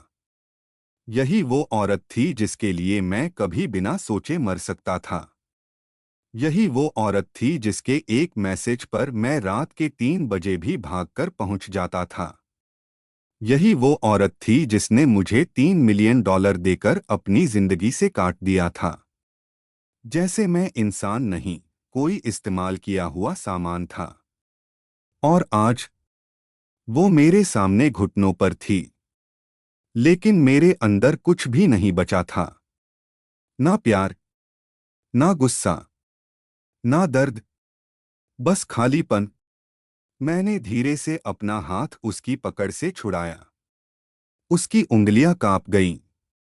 उसने ऐसे ऊपर देखा जैसे उसकी पूरी दुनिया हाथों से फिसल रही हो। तुम जानती हो सबसे क्रूर चीज क्या है, क्लारा? मेरी आवाज धीमी थी। मैंने तुम्हें कभी नफरत करना सीखा ही नहीं। उसकी आंखों में हल्की उम्मीद चमकी। लेकिन अगले ही पल मैंने उसका दिल पूरी तरह तोड़ दिया। क्योंकि जिस दिन मेरा प्लेन गिरा था, उस दिन तुम मेरे लिए मर चुकी थीं। क्लारा की सांस रुक गई। ऐसा लगा जैसे किसी ने उसके सीने के आर पार चाकू घोंप दिया हो। उसकी आंखों से आंसू लगातार गिरते रहे। लेकिन वो कुछ बोल नहीं पाई। पूरा हॉल उस सन्नाटे में जकड़ा हुआ था। मैं उसके पास झुका और आखिरी बार उसकी आंखों में देखते हुए बोला, तुम्हारी सजा ये नहीं है कि तुम सब कुछ खो दो। तुम्हारी सजा ये है कि तुम पूरी जिंदगी उस आदमी को याद करोगी जिसने तुम्हें सच में प्यार किया था। और तुम कभी उसे वापस नहीं पा सकोगी। क्लारा टूट गई। पूरी तरह। उसने अपना चेहरा दोनों हाथों में छुपा लिया और पहली बार बिना किसी कंट्रोल के रोने लगी। वो रोना किसी बिजनेस क्वीन का नहीं था। वो एक ऐसी औरत का रोना था जिसने अपनी जिंदगी का सबसे कीमती इंसान अपने हाथों से खो दिया था। मैं सीधा खड़ा हुआ। इसाबेल मेरे पास आकर रुकी। तो उसने पूछा, अब क्या? मैंने क्लारा की तरफ आखिरी बार देखा। वो अभी भी जमीन पर टूटी हुई बैठी थी। एक वक्त था जब मैं उसके आंसू देखकर पूरी दुनिया जला देता। लेकिन अब मैं बस मुड़ा। अब मैंने शांत आवाज में कहा, हम अपना एम्पायर बनाते हैं। मैं और इसाबेल धीरे धीरे गाला हॉल से बाहर निकल गए। पीछे सिर्फ कैमरों की फ्लैश, टूटे हुए लोग और क्लारा मुनरो की सिसकियां रह गईं। लेकिन कहानी वहीं खत्म नहीं हुई। क्योंकि उस रात जब पूरी दुनिया ने क्लारा मुनरो का पतन देखा, उसी रात न्यूयॉर्क के अंडरवर्ल्ड में एक नई अफवाह पैदा हुई। एक आदमी मौत से वापस लौटा था। और अब वो भगवान बनने जा रहा था। अध्याय 13, मौत से लौटे शैतान का उदय। गाला की उस रात के बाद न्यूयॉर्क कभी पहले जैसा नहीं रहा। मीडिया पागल हो चुकी थी। हर न्यूज़ चैनल, हर बिजनेस मैगजीन, हर सोशल मीडिया प्लेटफॉर्म पर सिर्फ एक नाम ट्रेंड कर रहा था, एड्रियन वेलर। वो रहस्यमयी बिलियनेयर जिसने कुछ ही महीनों में यूरोप के टेक मार्केट को निगल लिया और अब वॉल स्ट्रीट की क्वीन क्लारा मुनरो को घुटनों पर ला दिया। लेकिन किसी को सच्चाई नहीं पता थी। किसी को नहीं पता था कि एड्रियन वेलर असल में वो डेड स्टैंड इन था जिसे पूरी दुनिया 6 महीने पहले दफना चुकी थी। 3 हफ्ते बाद मुनरो ग्लोबल का मेन बोर्डरूम। क्लारा बिल्कुल अकेली बैठी थी। उसके सामने खाली कुर्सियां थीं। वो लोग जो कभी उसकी एक मुस्कान पाने के लिए मरते थे, आज उसी औरत को छोड़कर भाग चुके थे। उसकी कंपनी का 62% कंट्रोल अब वेलर ग्रुप के पास था। मतलब मेरे पास। दरवाजा खुला। मैं अंदर आया। Black tailored suit, cold expression. अब मेरे अंदर वो एडम बचा ही नहीं था जिसे लोग इस्तेमाल कर सकें। क्लारा ने धीरे धीरे सिर उठाया। उसकी आंखों के नीचे काले घेरे पहले से गहरे हो चुके थे। वो अब भी खूबसूरत थी, लेकिन वो खूबसूरती अब टूटी हुई लगती थी। तो आखिरकार उसने धीमी आवाज में कहा, तुम मुझे खत्म करने खुद आ गए। मैं उसके सामने वाली चेयर पर बैठ गया। गलत, मैंने शांत आवाज में कहा। मैं तुम्हें खत्म करने नहीं आया। मैं वो लेने आया हूं जो अब मेरा है। मैंने एक फाइल उसकी तरफ सरका दी। क्लारा के हाथ हल्के से कांपे जब उसने उसे खोला। उसके अंदर सिर्फ एक पेज था। CEO transfer agreement. उसकी आंखें धीरे धीरे ऊपर उठीं। तुम मेरी कंपनी ले रहे हो? नहीं, मैंने उसकी आंखों में देखते हुए कहा। मैं अपना बदला पूरा कर रहा हूं। कमरे में सन्नाटा छा गया। कुछ सेकंड बाद क्लारा हल्का सा हंसी, लेकिन वो हंसी किसी पागल इंसान जैसी थी। तुम जीत गए एडम। उसने फाइल बंद कर दी। तुमने सब कुछ छीन लिया। मेरा एम्पायर, मेरा प्यार, मेरी जिंदगी। उसकी आंखों में आंसू भर आए। अब क्या बचा है? मैंने उसे बिना किसी एक्सप्रेशन के देखा। तुम। क्लारा की सांस अटक गई। मैं धीरे धीरे उठा और उसके करीब गया। मैं चाहता हूं कि तुम जिंदा रहो। हर सुबह उठो, हर रात सोने की कोशिश करो, और हर दिन ये याद करो कि तुमने किस इंसान को अपने हाथों से खोया। क्लारा की आंखों से आंसू बह निकले। एडम, वो फुसफुसाई, क्या सच में हमारे बीच कुछ भी नहीं बचा? उस सवाल ने कमरे की हवा भारी कर दी। एक पल के लिए मुझे वो पुरानी क्लारा दिखी। वो लड़की जो बारिश में मेरे साथ मूवी देखती थी, जो सोते वक्त मेरी शर्ट पकड़कर सोती थी, जो कभी सच में मुझसे प्यार कर सकती थी अगर उसने अपने डर और ऑब्सेशन को खुद पर हावी ना होने दिया होता। लेकिन वो पल गुजर गया। मैंने उसकी तरफ देखा और पहली बार मैं मुस्कुराया। लेकिन वो मुस्कान गर्म नहीं थी। वो एक राजा की मुस्कान थी जिसने अपनी जंग जीत ली हो। कुछ चीजें टूटने के बाद वापस नहीं जुड़ती, क्लारा। मैं मुड़ा, दरवाजे तक पहुंचा और बिना पीछे देखे आखिरी बार बोला, वेलकम टू हेल। अध्याय 14, नरक का राजा। 3 महीने बाद मुनरो ग्लोबल अब आधिकारिक तौर पर खत्म हो चुकी थी। उसका नाम बदल दिया गया था। अब पूरी दुनिया उसे एक नए नाम से जानती थी, VELLER असेंशन ग्रुप। और उसका नया सीईओ मैं था। न्यूयॉर्क के सबसे ऊंचे स्काईस्क्रैपर की टॉप फ्लोर पर बना मेरा नया ऑफिस रात के अंधेरे में चमक रहा था। फ्लोर टू सीलिंग विंडोज के बाहर पूरा शहर किसी जलते हुए डिजिटल साम्राज्य जैसा दिख रहा था। मैं अपनी चेयर पर बैठा नीचे शहर को देख रहा था। मेरे हाथ में वाइन ग्लास था और पहली बार मेरे अंदर सन्नाटा था। ना दर्द, ना गुस्सा, ना वो पुराना खालीपन, क्योंकि बदला पूरा हो चुका था। तुम्हें पता है सबसे डरावनी बात क्या है? इसाबेल की आवाज पीछे से आई। वो धीरे धीरे मेरे पास आई और शहर की तरफ देखने लगी। तुम अब क्लारा से भी ज्यादा खतरनाक बन चुके हो। मैं हल्का सा मुस्कुराया। गुड। इसाबेल ने मेरी तरफ देखा। और अब तुम्हारा अगला टारगेट कौन है?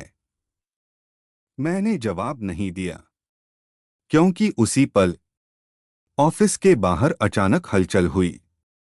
हैरिस अंदर आया, लेकिन उसका हमेशा वाला प्रोफेशन एक्सप्रेशन गायब था। वो पहली बार घबराया हुआ लग रहा था। सर, उसकी आवाज भारी थी। मिस मुरो यहाँ हैं। कमरे में कुछ सेकंड सन्नाटा रहा। इसाबेल ने हल्की मुस्कान के साथ मेरी तरफ देखा। दिलचस्प। मैंने वाइन ग्लास टेबल पर रखा। उन्हें अंदर भेजो। दरवाजा धीरे धीरे खुला और क्लारा अंदर आई। लेकिन ये वो क्लारा नहीं थी जिसे दुनिया जानती थी। ना वो आइस क्वीन, ना वो बिलियनेयर देवी। उसने सिंपल ब्लैक ड्रेस पहनी हुई थी। कोई मेकअप नहीं, कोई बॉडीगार्ड नहीं, कोई पावर नहीं। बस एक थकी हुई औरत जिसकी आंखें कई रातों से सोई नहीं थीं। उसने मुझे देखा और कुछ सेकंड तक बस देखती रही, जैसे खुद को यकीन दिला रही हो कि मैं सच में उसके सामने खड़ा हूं। तुम बदल गए हो, उसने धीरे से कहा। मैंने कोई जवाब नहीं दिया। क्लारा धीरे धीरे आगे बढ़ी। मैंने सब छोड़ दिया। उसकी आवाज टूट रही थी। कंपनी, घर, पब्लिक लाइफ, सब कुछ। इसाबेल हल्का सा हंसी। और हमें इससे फर्क पड़ना चाहिए। क्लारा ने उसकी तरफ देखा तक नहीं। उसकी आंखें सिर्फ मुझ पर थीं। मैं यहां पैसे, कंपनी या पावर के लिए नहीं आई। उसकी सांस कांप गई। मैं बस एक सवाल पूछने आई हूं। कमरा पूरी तरह शांत हो गया। क्लारा की आंखों में आंसू भर आए। अगर उस दिन अगर उस दिन मैं तुम्हें रोक लेती, अगर मैं कह देती कि मत जाओ। उसकी आवाज टूट गई। तो क्या तुम रुक जाते? उस सवाल ने कमरे की हवा भारी कर दी। मैंने उसे कुछ सेकंड तक देखा और पहली बार मेरे अंदर कुछ हल्का सा हिला, क्योंकि यही वो सवाल था जो मैं अपनी मौत से पहले हर रात खुद से पूछता था। अगर उसने मुझे एक बार रोक लिया होता तो शायद मैं कभी नहीं जाता। शायद मैं अब भी उससे प्यार करता। शायद मैं ये राक्षस नहीं बनता। लेकिन कुछ सवालों के जवाब बहुत देर से मिलते हैं। मैं धीरे धीरे उसके पास गया, इतना करीब कि वो मेरी सांस महसूस कर सके। उसकी आंखों में हल्की उम्मीद चमकी। और फिर मैं उसके कान के पास झुककर फुसफुसाया। हाँ। क्लारा की आंखों से आंसू गिर पड़े। उसके होंठ कांपे। लेकिन इससे पहले कि वो कुछ बोल पाती, मैं पीछे हट गया और मेरी अगली लाइन ने उसकी बची हुई उम्मीद भी खत्म कर दी। लेकिन अब तुम्हारे पास मुझे रोकने का कोई हक नहीं बचा। अध्याय 15, आखिरी उम्मीद का कत्ल। क्लारा वहीं खड़ी रह गई, जैसे मेरी आखिरी लाइन ने उसकी रूह को अंदर से काट दिया हो। तुम्हारे पास मुझे रोकने का कोई हक नहीं बचा। ये सिर्फ एक जवाब नहीं था, ये उसके पूरे अस्तित्व की सजा थी। उसकी आंखों में जो हल्की सी उम्मीद बची थी, वो भी धीरे धीरे मर गई। कमरे में भारी सन्नाटा फैल गया। इसाबेल चुपचाप ये सब देख रही थी। और पहली बार, यहां तक कि उसे भी क्लारा पर थोड़ा तरस आने लगा था। लेकिन क्लारा ने हार नहीं मानी।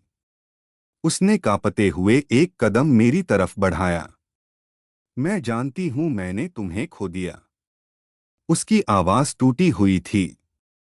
लेकिन मैं कोशिश करना नहीं छोड़ूंगी। मैं हल्का सा हंसा।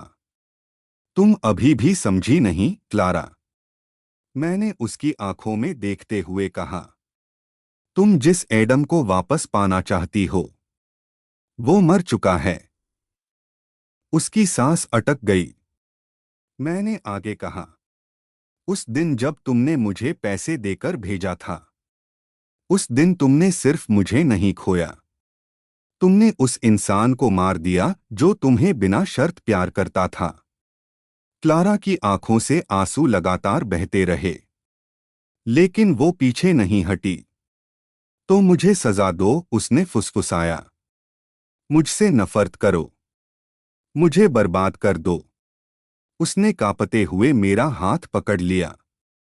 लेकिन मुझे अपने पास रहने दो। उस एक लाइन ने पूरे कमरे को चुप कर दिया। इसाबेल भी अब क्लारा को अलग नजरों से देख रही थी, क्योंकि दुनिया की सबसे प्राउड औरत आज प्यार की भीख मांग रही थी। मैंने धीरे से अपना हाथ उसकी पकड़ से छुड़ाया। तुम्हें पता है सबसे दुखद चीज क्या है? मैंने शांत आवाज में कहा। अगर तुम ये सब 1 साल पहले कहती, तो मैं सच में दुनिया छोड़ देता तुम्हारे लिए। क्लारा की आंखें कांप गईं। उसने होंठ दबा लिए ताकि रोने की आवाज बाहर ना निकले। मैं उसके बेहद करीब गया। लेकिन अब, मैंने ठंडी मुस्कान के साथ कहा, अब मैं तुम्हें देखकर कुछ महसूस ही नहीं करता। उस पल क्लारा सच में टूट गई, पूरी तरह। उसकी टांगों ने जवाब दे दिया और वो धीरे से घुटनों पर गिर गई। उसने अपना चेहरा झुका लिया। उसके आंसू मार्बल फ्लोर पर गिर रहे थे। वो क्लारा मुनरो नहीं लग रही थी, बस एक ऐसी औरत जो बहुत देर से समझी कि प्यार खरीदा नहीं जा सकता। कमरे में कुछ सेकंड तक सिर्फ उसकी सिसकियां गूंजती रहीं। फिर मैं उसके पास से गुजर गया, जैसे वो वहां थी ही नहीं। लेकिन तभी एडम, उसकी आवाज पीछे से आई। मैं रुका। मैं तुम्हें वापस नहीं मांगूंगी अब। उसकी आवाज कमजोर थी, लेकिन पहली बार ईमानदार थी। लेकिन चाहे तुम मुझे माफ करो या नहीं, मैं बाकी जिंदगी सिर्फ तुमसे प्यार करूंगी। मेरी उंगलियां हल्की सी टाइट हुईं, बस 1 सेकंड के लिए। फिर मैं बिना पीछे देखे आगे बढ़ गया। ऑफिस का दरवाजा बंद हुआ और क्लारा मुनरो पहली बार सच में अकेली रह गई। अध्याय 16, अकेलेपन का साम्राज्य। क्लारा मुनरो अब दुनिया की नजरों से गायब हो चुकी थी। कोई इंटरव्यू नहीं, कोई बिजनेस समिट नहीं, कोई सोशल मीडिया पोस्ट नहीं। वॉल स्ट्रीट की वो आइस क्वीन जिसने कभी पूरी दुनिया को अपने इशारों पर नचाया था, अब न्यूयॉर्क के एक शांत पेंटहाउस में अकेली रहती थी। और हर रात वो उसी इंसान की पुरानी आवाज सुनकर सोती थी जिसे उसने खुद खो दिया था। दूसरी तरफ VELLER असेंशन ग्रुप अब सिर्फ एक कंपनी नहीं रही थी, वो एक साम्राज्य बन चुकी थी। Tech, media, finance, AI, defence, हर इंडस्ट्री में हमारा नाम फैल चुका था। और मेरे बारे में अफवाहें अब और खतरनाक हो गई थीं। वो आदमी कभी हारता नहीं। वो लोगों की चाल समझने से पहले उनकी सोच पढ़ लेता है। उसने मौत को भी हरा दिया। लेकिन किसी को नहीं पता था कि उस साम्राज्य के सबसे ऊंचे सिंहासन पर बैठा आदमी हर रात सोने से पहले अब भी एक नाम याद करता था, क्लारा। एक रात मैं अपने ऑफिस में अकेला बैठा था।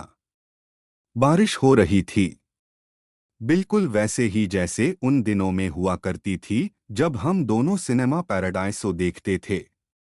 मेरे हाथ में वाइन ग्लास था, लेकिन आज पहली बार उस शराब का स्वाद खाली लग रहा था। इसाबेल अंदर आई। उसने मुझे कुछ सेकंड तक चुपचाप देखा। तुम खुश नहीं हो? मैंने हल्की मुस्कान दी। मैंने ऐसा कब कहा कि बदला इंसान को खुश कर देता है? इसाबेल मेरी डेस्क के सामने आकर रुकी। तो फिर क्यों, उसने पूछा। तुमने सब जीत लिया। क्लारा टूट चुकी है। जूलियन खत्म हो चुका है। तुम दुनिया के टॉप पर हो।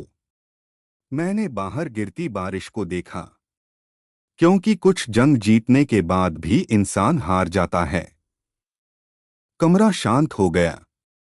इसाबेल पहली बार मुझे ऐसे देख रही थी जैसे वो समझ रही हो कि मेरे अंदर अभी भी कुछ जिंदा है, कुछ ऐसा जो पूरी तरह मर नहीं पाया। उसी रात न्यूयॉर्क के दूसरे कोने में क्लारा अकेली बैठी थी। उसके हाथ में वही पुरानी प्लैटिनम रिंग थी। उसने महीनों से उसे अपनी उंगली से नहीं उतारा था। उसकी आंखें लाल थीं। टेबल पर नींद की गोलियों की बोतल रखी थी। उसने धीरे से फोन उठाया। हैरिस ने तुरंत कॉल उठाई। Miss Munro. कुछ सेकंड सन्नाटा रहा। फिर क्लारा ने धीरे से पूछा, अगर कोई इंसान बहुत देर से समझे कि वो गलत था, उसकी आवाज टूट गई, तो क्या उसे दूसरा मौका मिल सकता है? हैरिस चुप रहा, क्योंकि दोनों जवाब जानते थे। कुछ लोग माफ हो जाते हैं, लेकिन कुछ गलतियां पूरी जिंदगी इंसान का पीछा करती हैं। क्लारा ने कॉल काट दी। उसने खिड़की के बाहर देखा। बारिश हो रही थी, बिल्कुल वैसी ही जैसी उस रात हो रही थी जब एडम पहली बार उसके घर आया था। उसकी आंखों से आंसू गिर पड़े। और पहली बार उसने धीरे से फुसफुसाया, मैं थक गई हूं, एडम। अध्याय 17 टूटने की आखिरी सीमा। 3 दिन तक क्लारा अपने पेंटहाउस से बाहर नहीं निकली।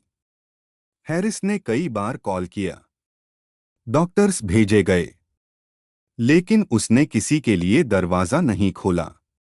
पूरे घर में अंधेरा था, बस बारिश की आवाज और एक टूटी हुई औरत की सांसें।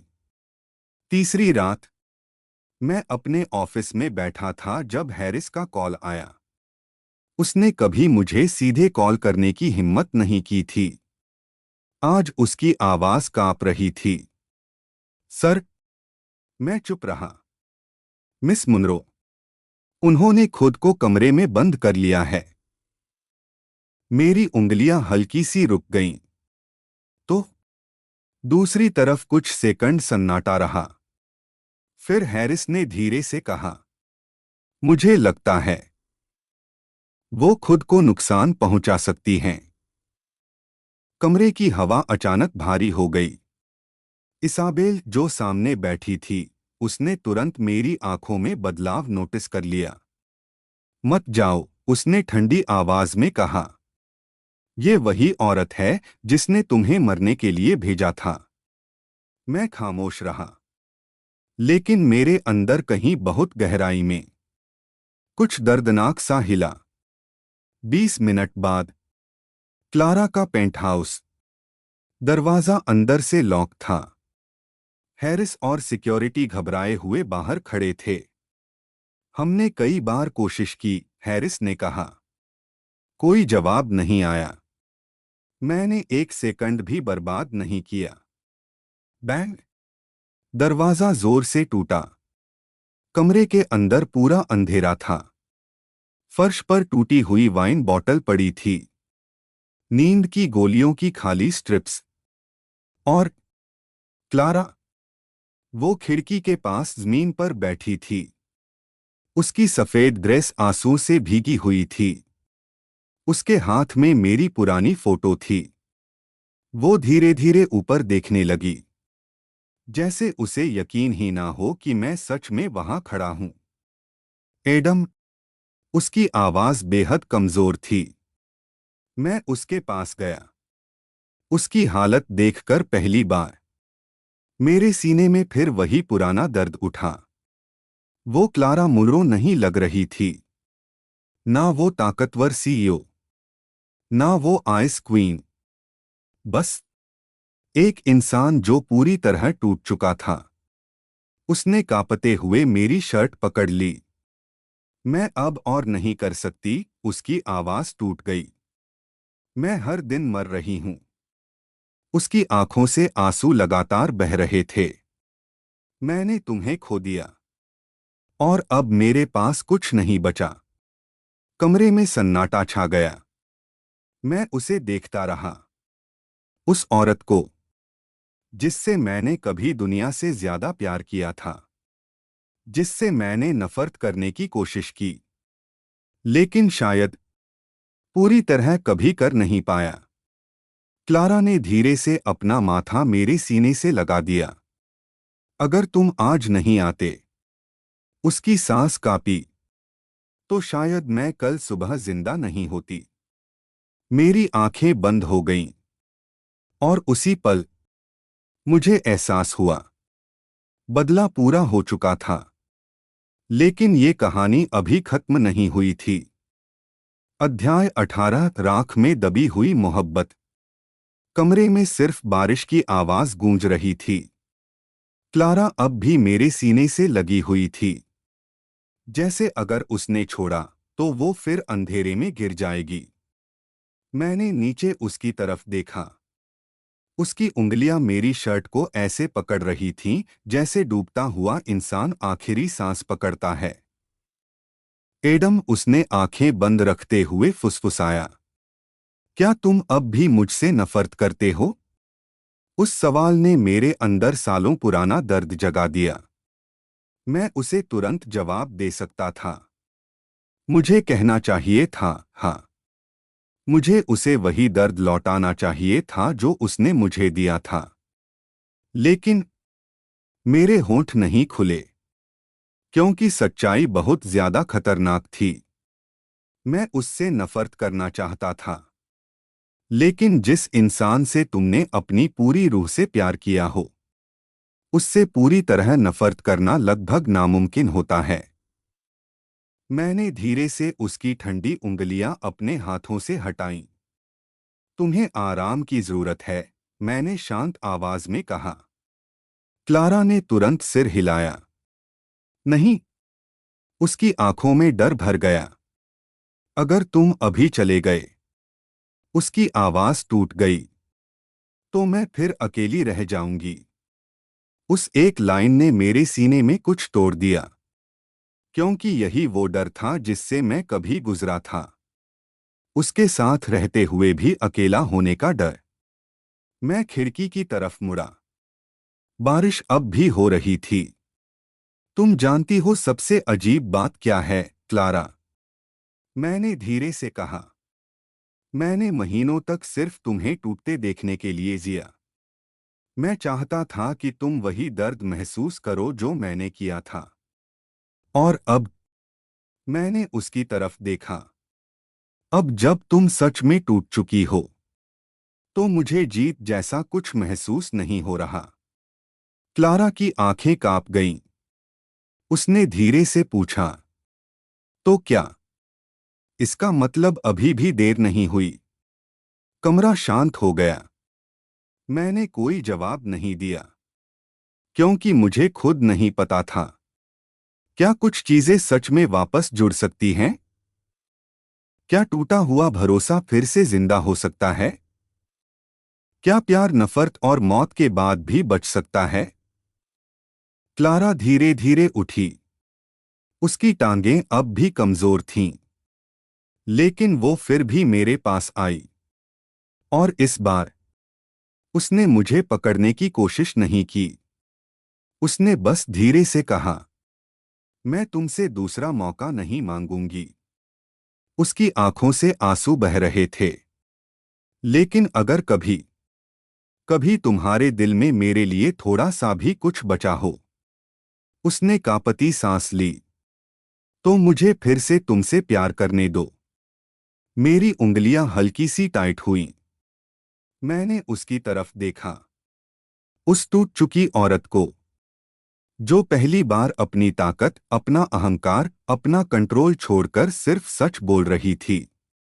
और उसी पल मेरे अंदर दबी हुई राख के नीचे कुछ हल्का सा फिर जल उठा। अध्याय 19, दूसरा मौका। उस रात के बाद सब कुछ धीरे धीरे बदलने लगा। ना कोई ड्रामेटिक कॉन्फेशन हुआ, ना कोई फिल्मी हैप्पी एंडिंग। बस दो टूटे हुए लोग थे जो पहली बार सच में एक दूसरे को समझने लगे थे। क्लारा अब भी कमजोर थी। मैंने हैरिस को इंस्ट्रक्शन दिया कि वो डॉक्टर और थेरेपिस्ट अरेंज करे। पहले वो हर चीज से इनकार करती रही, लेकिन इस बार उसने लड़ना छोड़ दिया था। एक सुबह मैं उसके पेंटहाउस की बालकनी में खड़ा था। न्यूयॉर्क पर सूरज निकल रहा था। पीछे से धीरे धीरे कदमों की आवाज आई। क्लारा मेरे पास आकर रुकी। उसने सिंपल सफेद स्वेटर पहना हुआ था। ना मेकअप, ना वो पुरानी आइस क्वीन वाली दीवार। बस क्लारा। कॉफी, उसने धीमी आवाज में कहा। मैंने कप लिया। एक सेकंड के लिए हमारी उंगलियां टकराईं, और उस छोटे से स्पर्श ने हमारे बीच की सारी चुप्पी को भारी बना दिया। तुम्हें याद है? क्लारा हल्का सा मुस्कुराई। पहले तुम हर सुबह मेरे लिए कॉफी बनाते थे। मैंने बाहर शहर की तरफ देखा। हाँ। कुछ सेकंड दोनों चुप रहे।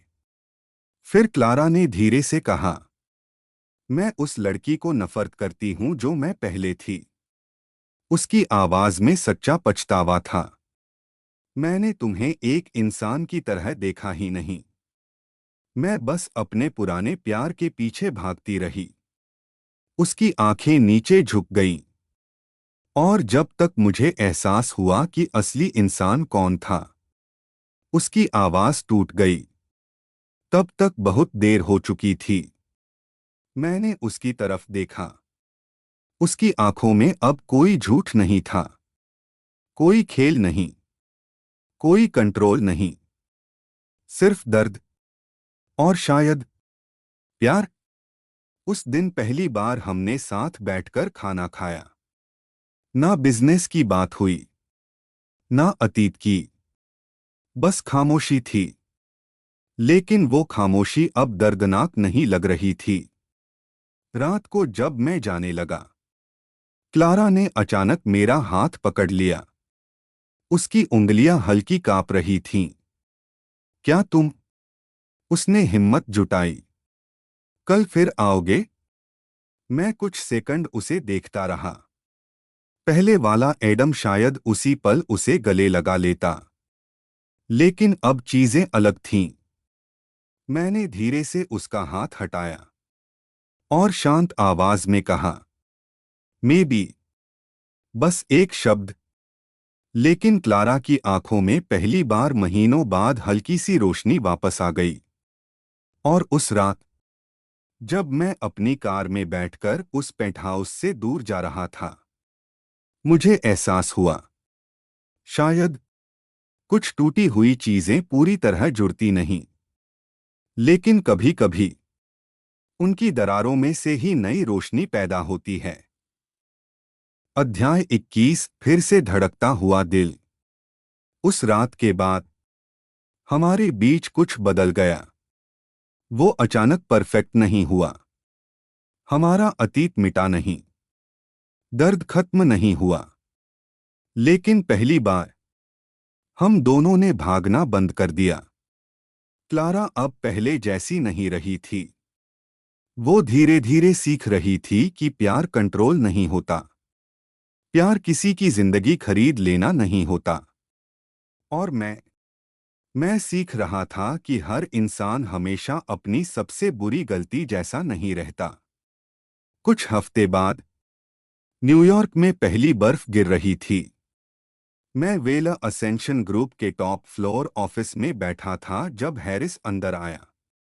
सर, उसने हल्की मुस्कान के साथ कहा, मिस मुनरो नीचे आपका इंतजार कर रही हैं। मैंने घड़ी देखी। वो फिर जल्दी आ गई। हैरिस हल्का सा हंसा। इस बार उनके हाथ में फूल भी हैं। मैं नीचे पहुंचा। क्लारा बिल्डिंग के बाहर खड़ी थी। Black coat. हल्की बर्फ उसके बालों पर गिर रही थी। और उसके हाथ में छोटे सफेद फूलों का बुके था। जैसे ही उसने मुझे देखा, उसकी आंखों में वही नरम चमक आ गई। ये क्या है? मैंने पूछा। वो थोड़ी नर्वस होकर मुस्कुराई। मैंने पढ़ा कि जब कोई इंसान दूसरी शुरुआत चाहता है, उसने बुके मेरी तरफ बढ़ाया, तो उसे खाली हाथ नहीं जाना चाहिए। मैं कुछ सेकंड उसे देखता रहा। फिर मैंने फूल ले लिए। क्लारा की आंखों में हल्की खुशी चमकी, जैसे मैंने उसे दुनिया दे दी हो। उस रात हम शहर की सड़कों पर साथ चले, बिना बॉडीगार्ड्स, बिना कैमरों, बिना पावर, बस दो लोग। एक जगह सड़क के किनारे छोटा सा कैफे था। हम अंदर गए। क्लारा अचानक रुक गई। उसकी आंखें धीरे धीरे वेटर पर टिक गईं। वो लड़का बहुत पतला था, सस्ते कपड़े, थकी हुई आंखें, बिल्कुल वैसा जैसा मैं कभी था। क्लारा कुछ सेकंड उसे देखती रही, फिर धीरे से बैठ गई। उसकी आंखें नीचे झुक गईं। मैं समझ गया वो क्या सोच रही थी। तुम जानते हो, उसने धीरे से कहा, पहले मैं ऐसे लोगों को देखती भी नहीं थी। उसकी आवाज भारी हो गई, लेकिन अब हर बार उसने मुश्किल से मुस्कुराने की कोशिश की। मुझे तुम्हारी याद आ जाती है। कमरे में हल्की चुप्पी छा गई। मैंने पहली बार बिना सोचे उसका हाथ पकड़ लिया। क्लारा की सांस रुक गई। उसकी आंखें धीरे धीरे मेरी तरफ उठीं, और उस पल उसकी आंखों में जो खुशी थी, वो किसी भी साम्राज्य से बड़ी थी। रात को उसे उसके पेंटहाउस छोड़ने के बाद मैं वापस अपनी कार की तरफ जा रहा था। तभी पीछे से क्लारा की आवाज आई, एडम। मैं रुका। वो कुछ कदम दूर खड़ी थी। ठंडी हवा में उसकी सांसें दिखाई दे रही थीं। उसने धीरे से कहा, मैं तुमसे एक प्रॉमिस करना चाहती हूं। मैंने कुछ नहीं कहा। क्लारा की आंखें सीधा मेरी आंखों में थीं। इस बार उसकी आवाज कांपी, अगर तुम गिरोगे तो मैं तुम्हें कभी अकेले गिरने नहीं दूंगी। मेरे अंदर कुछ दर्दनाक सा नरम पड़ा, और शायद बहुत समय बाद मेरा दिल सच में फिर से धड़कने लगा था। अध्याय 22, अंधेरे के बाद की सुबह। जिंदगी अजीब होती है। कभी वही इंसान तुम्हें तोड़ देता है जिसके लिए तुम दुनिया से लड़ सकते थे, और कभी वही इंसान तुम्हारे टूटे हुए हिस्सों को धीरे धीरे वापस जोड़ने लगता है। सर्दियां खत्म हो रही थीं। न्यूयॉर्क में हल्की धूप निकलने लगी थी, और कई महीनों बाद मैं पहली बार बिना किसी गुस्से के जागा। मैं अपने पेंटहाउस की बालकनी में खड़ा शहर देख रहा था जब पीछे से कदमों की आवाज आई। क्लारा। वो धीरे धीरे मेरे पास आकर रुकी। उसने मेरी शर्ट पहन रखी थी। उसके बाल खुले थे, और उसकी आंखों में अब वो दर्दनाक खालीपन नहीं बचा था। तुम फिर जल्दी उठ गए, उसने हल्की मुस्कान के साथ कहा। मैंने कॉफी का कप उसकी तरफ बढ़ाया। और तुम फिर बिना बताए मेरे घर आ गई। क्लारा हल्का सा हंसी। अब भी तुम्हें पसंद नहीं?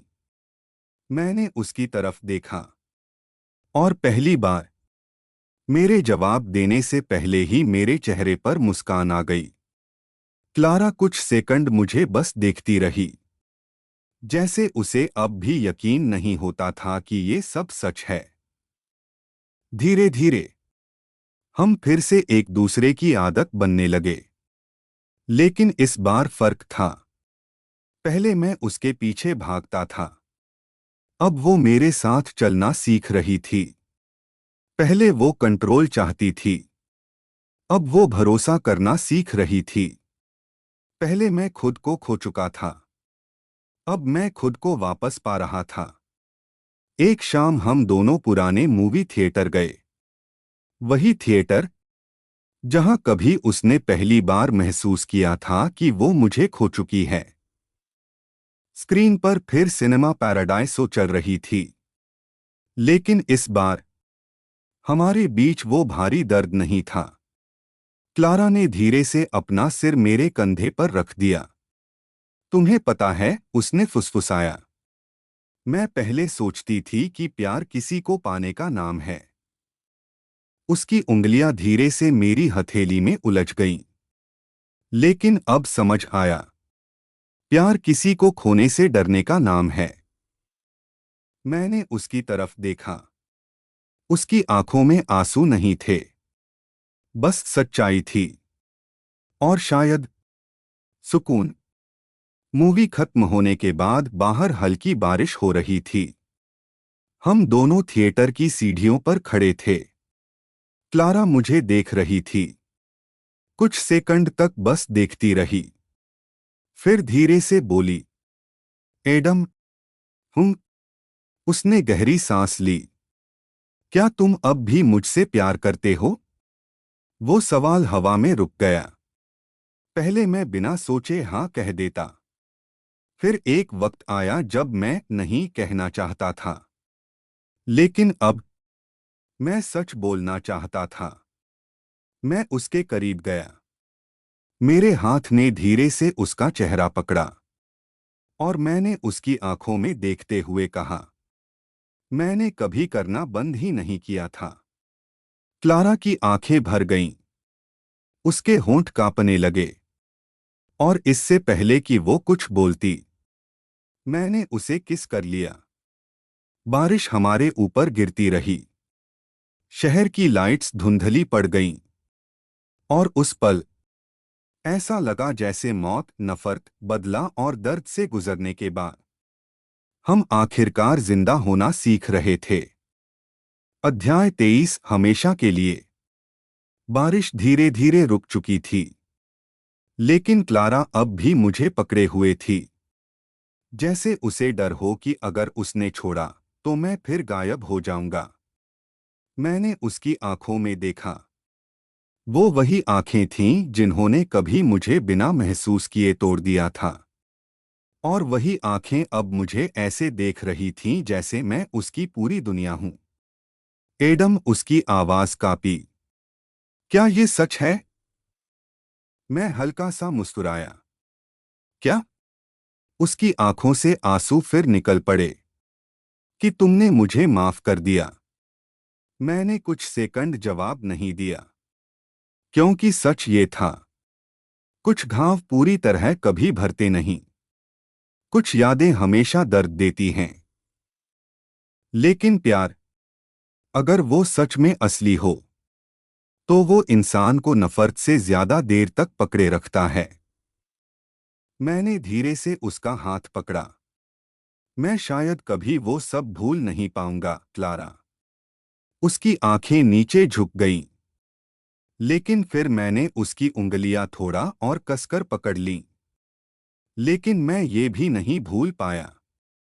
मैं उसके करीब गया। कि मैंने तुमसे कितना प्यार किया था। क्लारा रो पड़ी। लेकिन इस बार उसके आंसू टूटने के नहीं थे। वो राहत के आंसू थे। जैसे कोई इंसान बहुत लंबे अंधेरे के बाद पहली बार सूरज देखे। कुछ महीनों बाद न्यूयॉर्क। वेल असेंशन ग्रुप अब दुनिया की सबसे ताकतवर कंपनियों में गिनी जाती थी। लेकिन अब मेरी जिंदगी सिर्फ साम्राज्य बनाने तक सीमित नहीं थी। क्योंकि हर सुबह जब मैं जागता, तो क्लारा मेरे पास होती। कभी कॉफी बनाते हुए, कभी मेरी शर्ट पहनकर बालकनी में खड़ी, कभी बस चुपचाप मुझे देखते हुए। जैसे उसे अब भी यकीन नहीं होता कि उसे दूसरा मौका मिल गया। एक रात हम दोनों शहर के ऊपर बने अपने नए पेंटहाउस की छत पर बैठे थे। नीचे न्यूयॉर्क चमक रहा था। क्लारा ने धीरे से अपना सिर मेरे कंधे पर रखा। तुम्हें पता है मुझे सबसे ज्यादा किस बात से डर लगता है? मैंने उसकी तरफ देखा। हूँ। उसने हल्की सांस ली। कि एक दिन मैं उठूं और ये सब सपना निकले। मेरे होठों पर हल्की मुस्कान आ गई। मैंने उसका चेहरा अपनी तरफ घुमाया। क्लारा। उसकी आंखें मेरी आंखों से मिलीं। मैं एक बार मरकर वापस आ चुका हूं। मैंने धीरे से उसके माथे को छुआ। अब इतनी आसानी से कहीं नहीं जाने वाला। क्लारा हंसते हंसते रो पड़ी और फिर उसने मुझे किस किया। धीरे से, पूरे दिल से, जैसे वो अपनी बची हुई पूरी जिंदगी उसी पल में रख देना चाहती हो। उस रात जब हम दोनों शहर की रोशनी के बीच एक दूसरे के साथ खड़े थे, मुझे आखिरकार एहसास हुआ, बदला इंसान को ताकत दे सकता है, नफरत इंसान को बदल सकती है, दर्द इंसान को राक्षस बना सकता है, लेकिन सिर्फ प्यार ही इंसान को वापस जिंदा कर सकता है। और शायद हमारी कहानी की सबसे खूबसूरत बात यही थी। हम दोनों ने एक दूसरे को बर्बाद किया था, लेकिन आखिर में हम दोनों ने एक दूसरे को बचा भी लिया। अध्याय 24 नई शुरुआत। वक्त धीरे धीरे आगे बढ़ता गया, लेकिन इस बार ना मैं अतीत से भाग रहा था, ना क्लारा। हम दोनों ने आखिरकार सीख लिया था कि कुछ रिश्ते परफेक्ट नहीं होते, लेकिन अगर दो लोग सच में कोशिश करें तो टूटी हुई चीजें भी खूबसूरत बन सकती हैं। एक सुबह न्यूयॉर्क पर हल्की धूप फैली हुई थी। मैं किचन में कॉफी बना रहा था जब पीछे से किसी ने मुझे पकड़ लिया। क्लारा। उसने अपना चेहरा मेरी पीठ पर छुपा लिया। तुम हर सुबह इतनी जल्दी क्यों उठ जाते हो? उसने नींद भरी आवाज में कहा। मैं हल्का सा मुस्कुराया। क्योंकि कोई है जो बिना कॉफी के डरावनी लगती है। क्लारा ने तुरंत मेरी पीठ पर हल्का मुक्का मारा।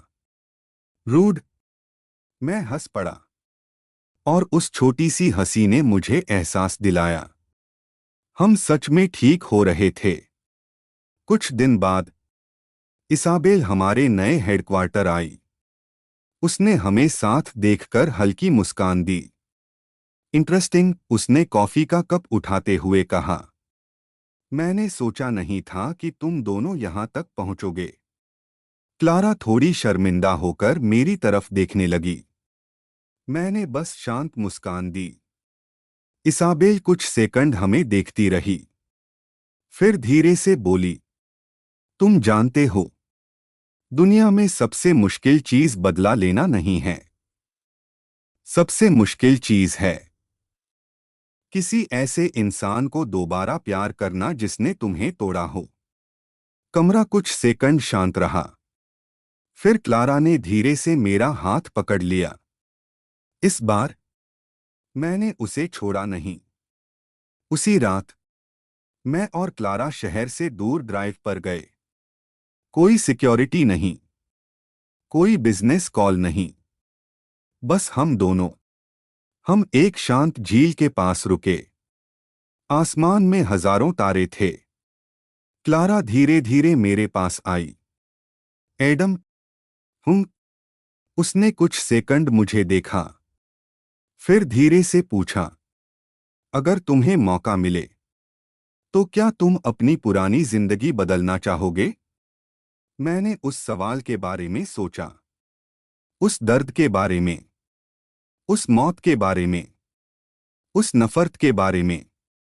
फिर मैंने क्लारा की तरफ देखा। उसकी आंखों में अब डर नहीं था, बस प्यार था।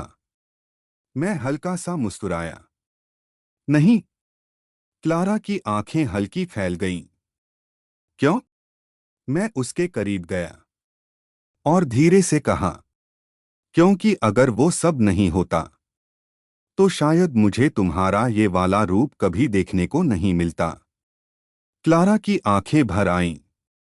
उसने धीरे से मुझे गले लगा लिया और उस पल ना कोई बदला बचा था, ना कोई नफरत, बस दो लोग थे जिन्होंने मौत, दर्द और टूटने के बाद आखिरकार एक दूसरे में घर ढूंढ लिया था। एपिलॉग, आखिरकार घर। 1 साल बाद स्विट्जरलैंड। बर्फ धीरे धीरे पहाड़ों पर गिर रही थी। लकड़ी से बने उस शांत घर की खिड़कियों से गर्म पीली रोशनी बाहर आ रही थी। और कई सालों में पहली बार मुझे सुकून महसूस हो रहा था। मैं बालकनी में खड़ा था, हाथ में कॉफी मग लिए। पीछे से कदमों की हल्की आवाज आई। फिर दो गर्म बाहों ने मुझे पीछे से पकड़ लिया। तुम फिर जल्दी उठ गए, क्लारा की नींद भरी आवाज आई। मैं हल्का सा मुस्कुराया। और तुम फिर बिना जैकेट बाहर आ गई। क्लारा ने अपना चेहरा मेरी पीठ पर रगड़ा। तुम हो ना। उस एक लाइन ने मेरे सीने में कुछ नरम सा भर दिया। मैं मुड़ा। उसके बाल थोड़े बिखरे हुए थे। उसने मेरी पुरानी ग्रे स्वेटशर्ट पहन रखी थी। और उसकी उंगली में अब भी वही सिंपल प्लैटिनम रिंग थी। वो रिंग जो कभी टूटे हुए प्यार की आखिरी निशानी थी, अब वो नई शुरुआत का वादा बन चुकी थी। हैरिस ने फिर मेल भेजा है, क्लारा ने आंखें घुमाते हुए कहा। बोर्ड चाहता है कि हम अगले महीने न्यूयॉर्क वापस आए। मैंने भौं उठाई। और तुम क्या चाहती हो? क्लारा कुछ सेकंड चुप रही। फिर धीरे से मुस्कुराई। पहले मैं पूरी दुनिया चाहती थी। उसने मेरी तरफ देखा। अब उसकी आवाज नरम हो गई। मुझे बस ये चाहिए। उसने मेरा हाथ पकड़ लिया। मैं कुछ सेकंड उसे देखता रहा। फिर मैंने धीरे से उसका माथा चूमा। और पहली बार मुझे एहसास हुआ कि मैं सच में आगे बढ़ चुका हूं। ना बदले का बोझ, ना अतीत की आग, बस सुकून। उस शाम हम दोनों बर्फ में बाहर टहलने निकले। दुनिया शांत थी। क्लारा ने अचानक चलते चलते पूछा, एडम? हूँ। वो थोड़ी नर्वस दिखी।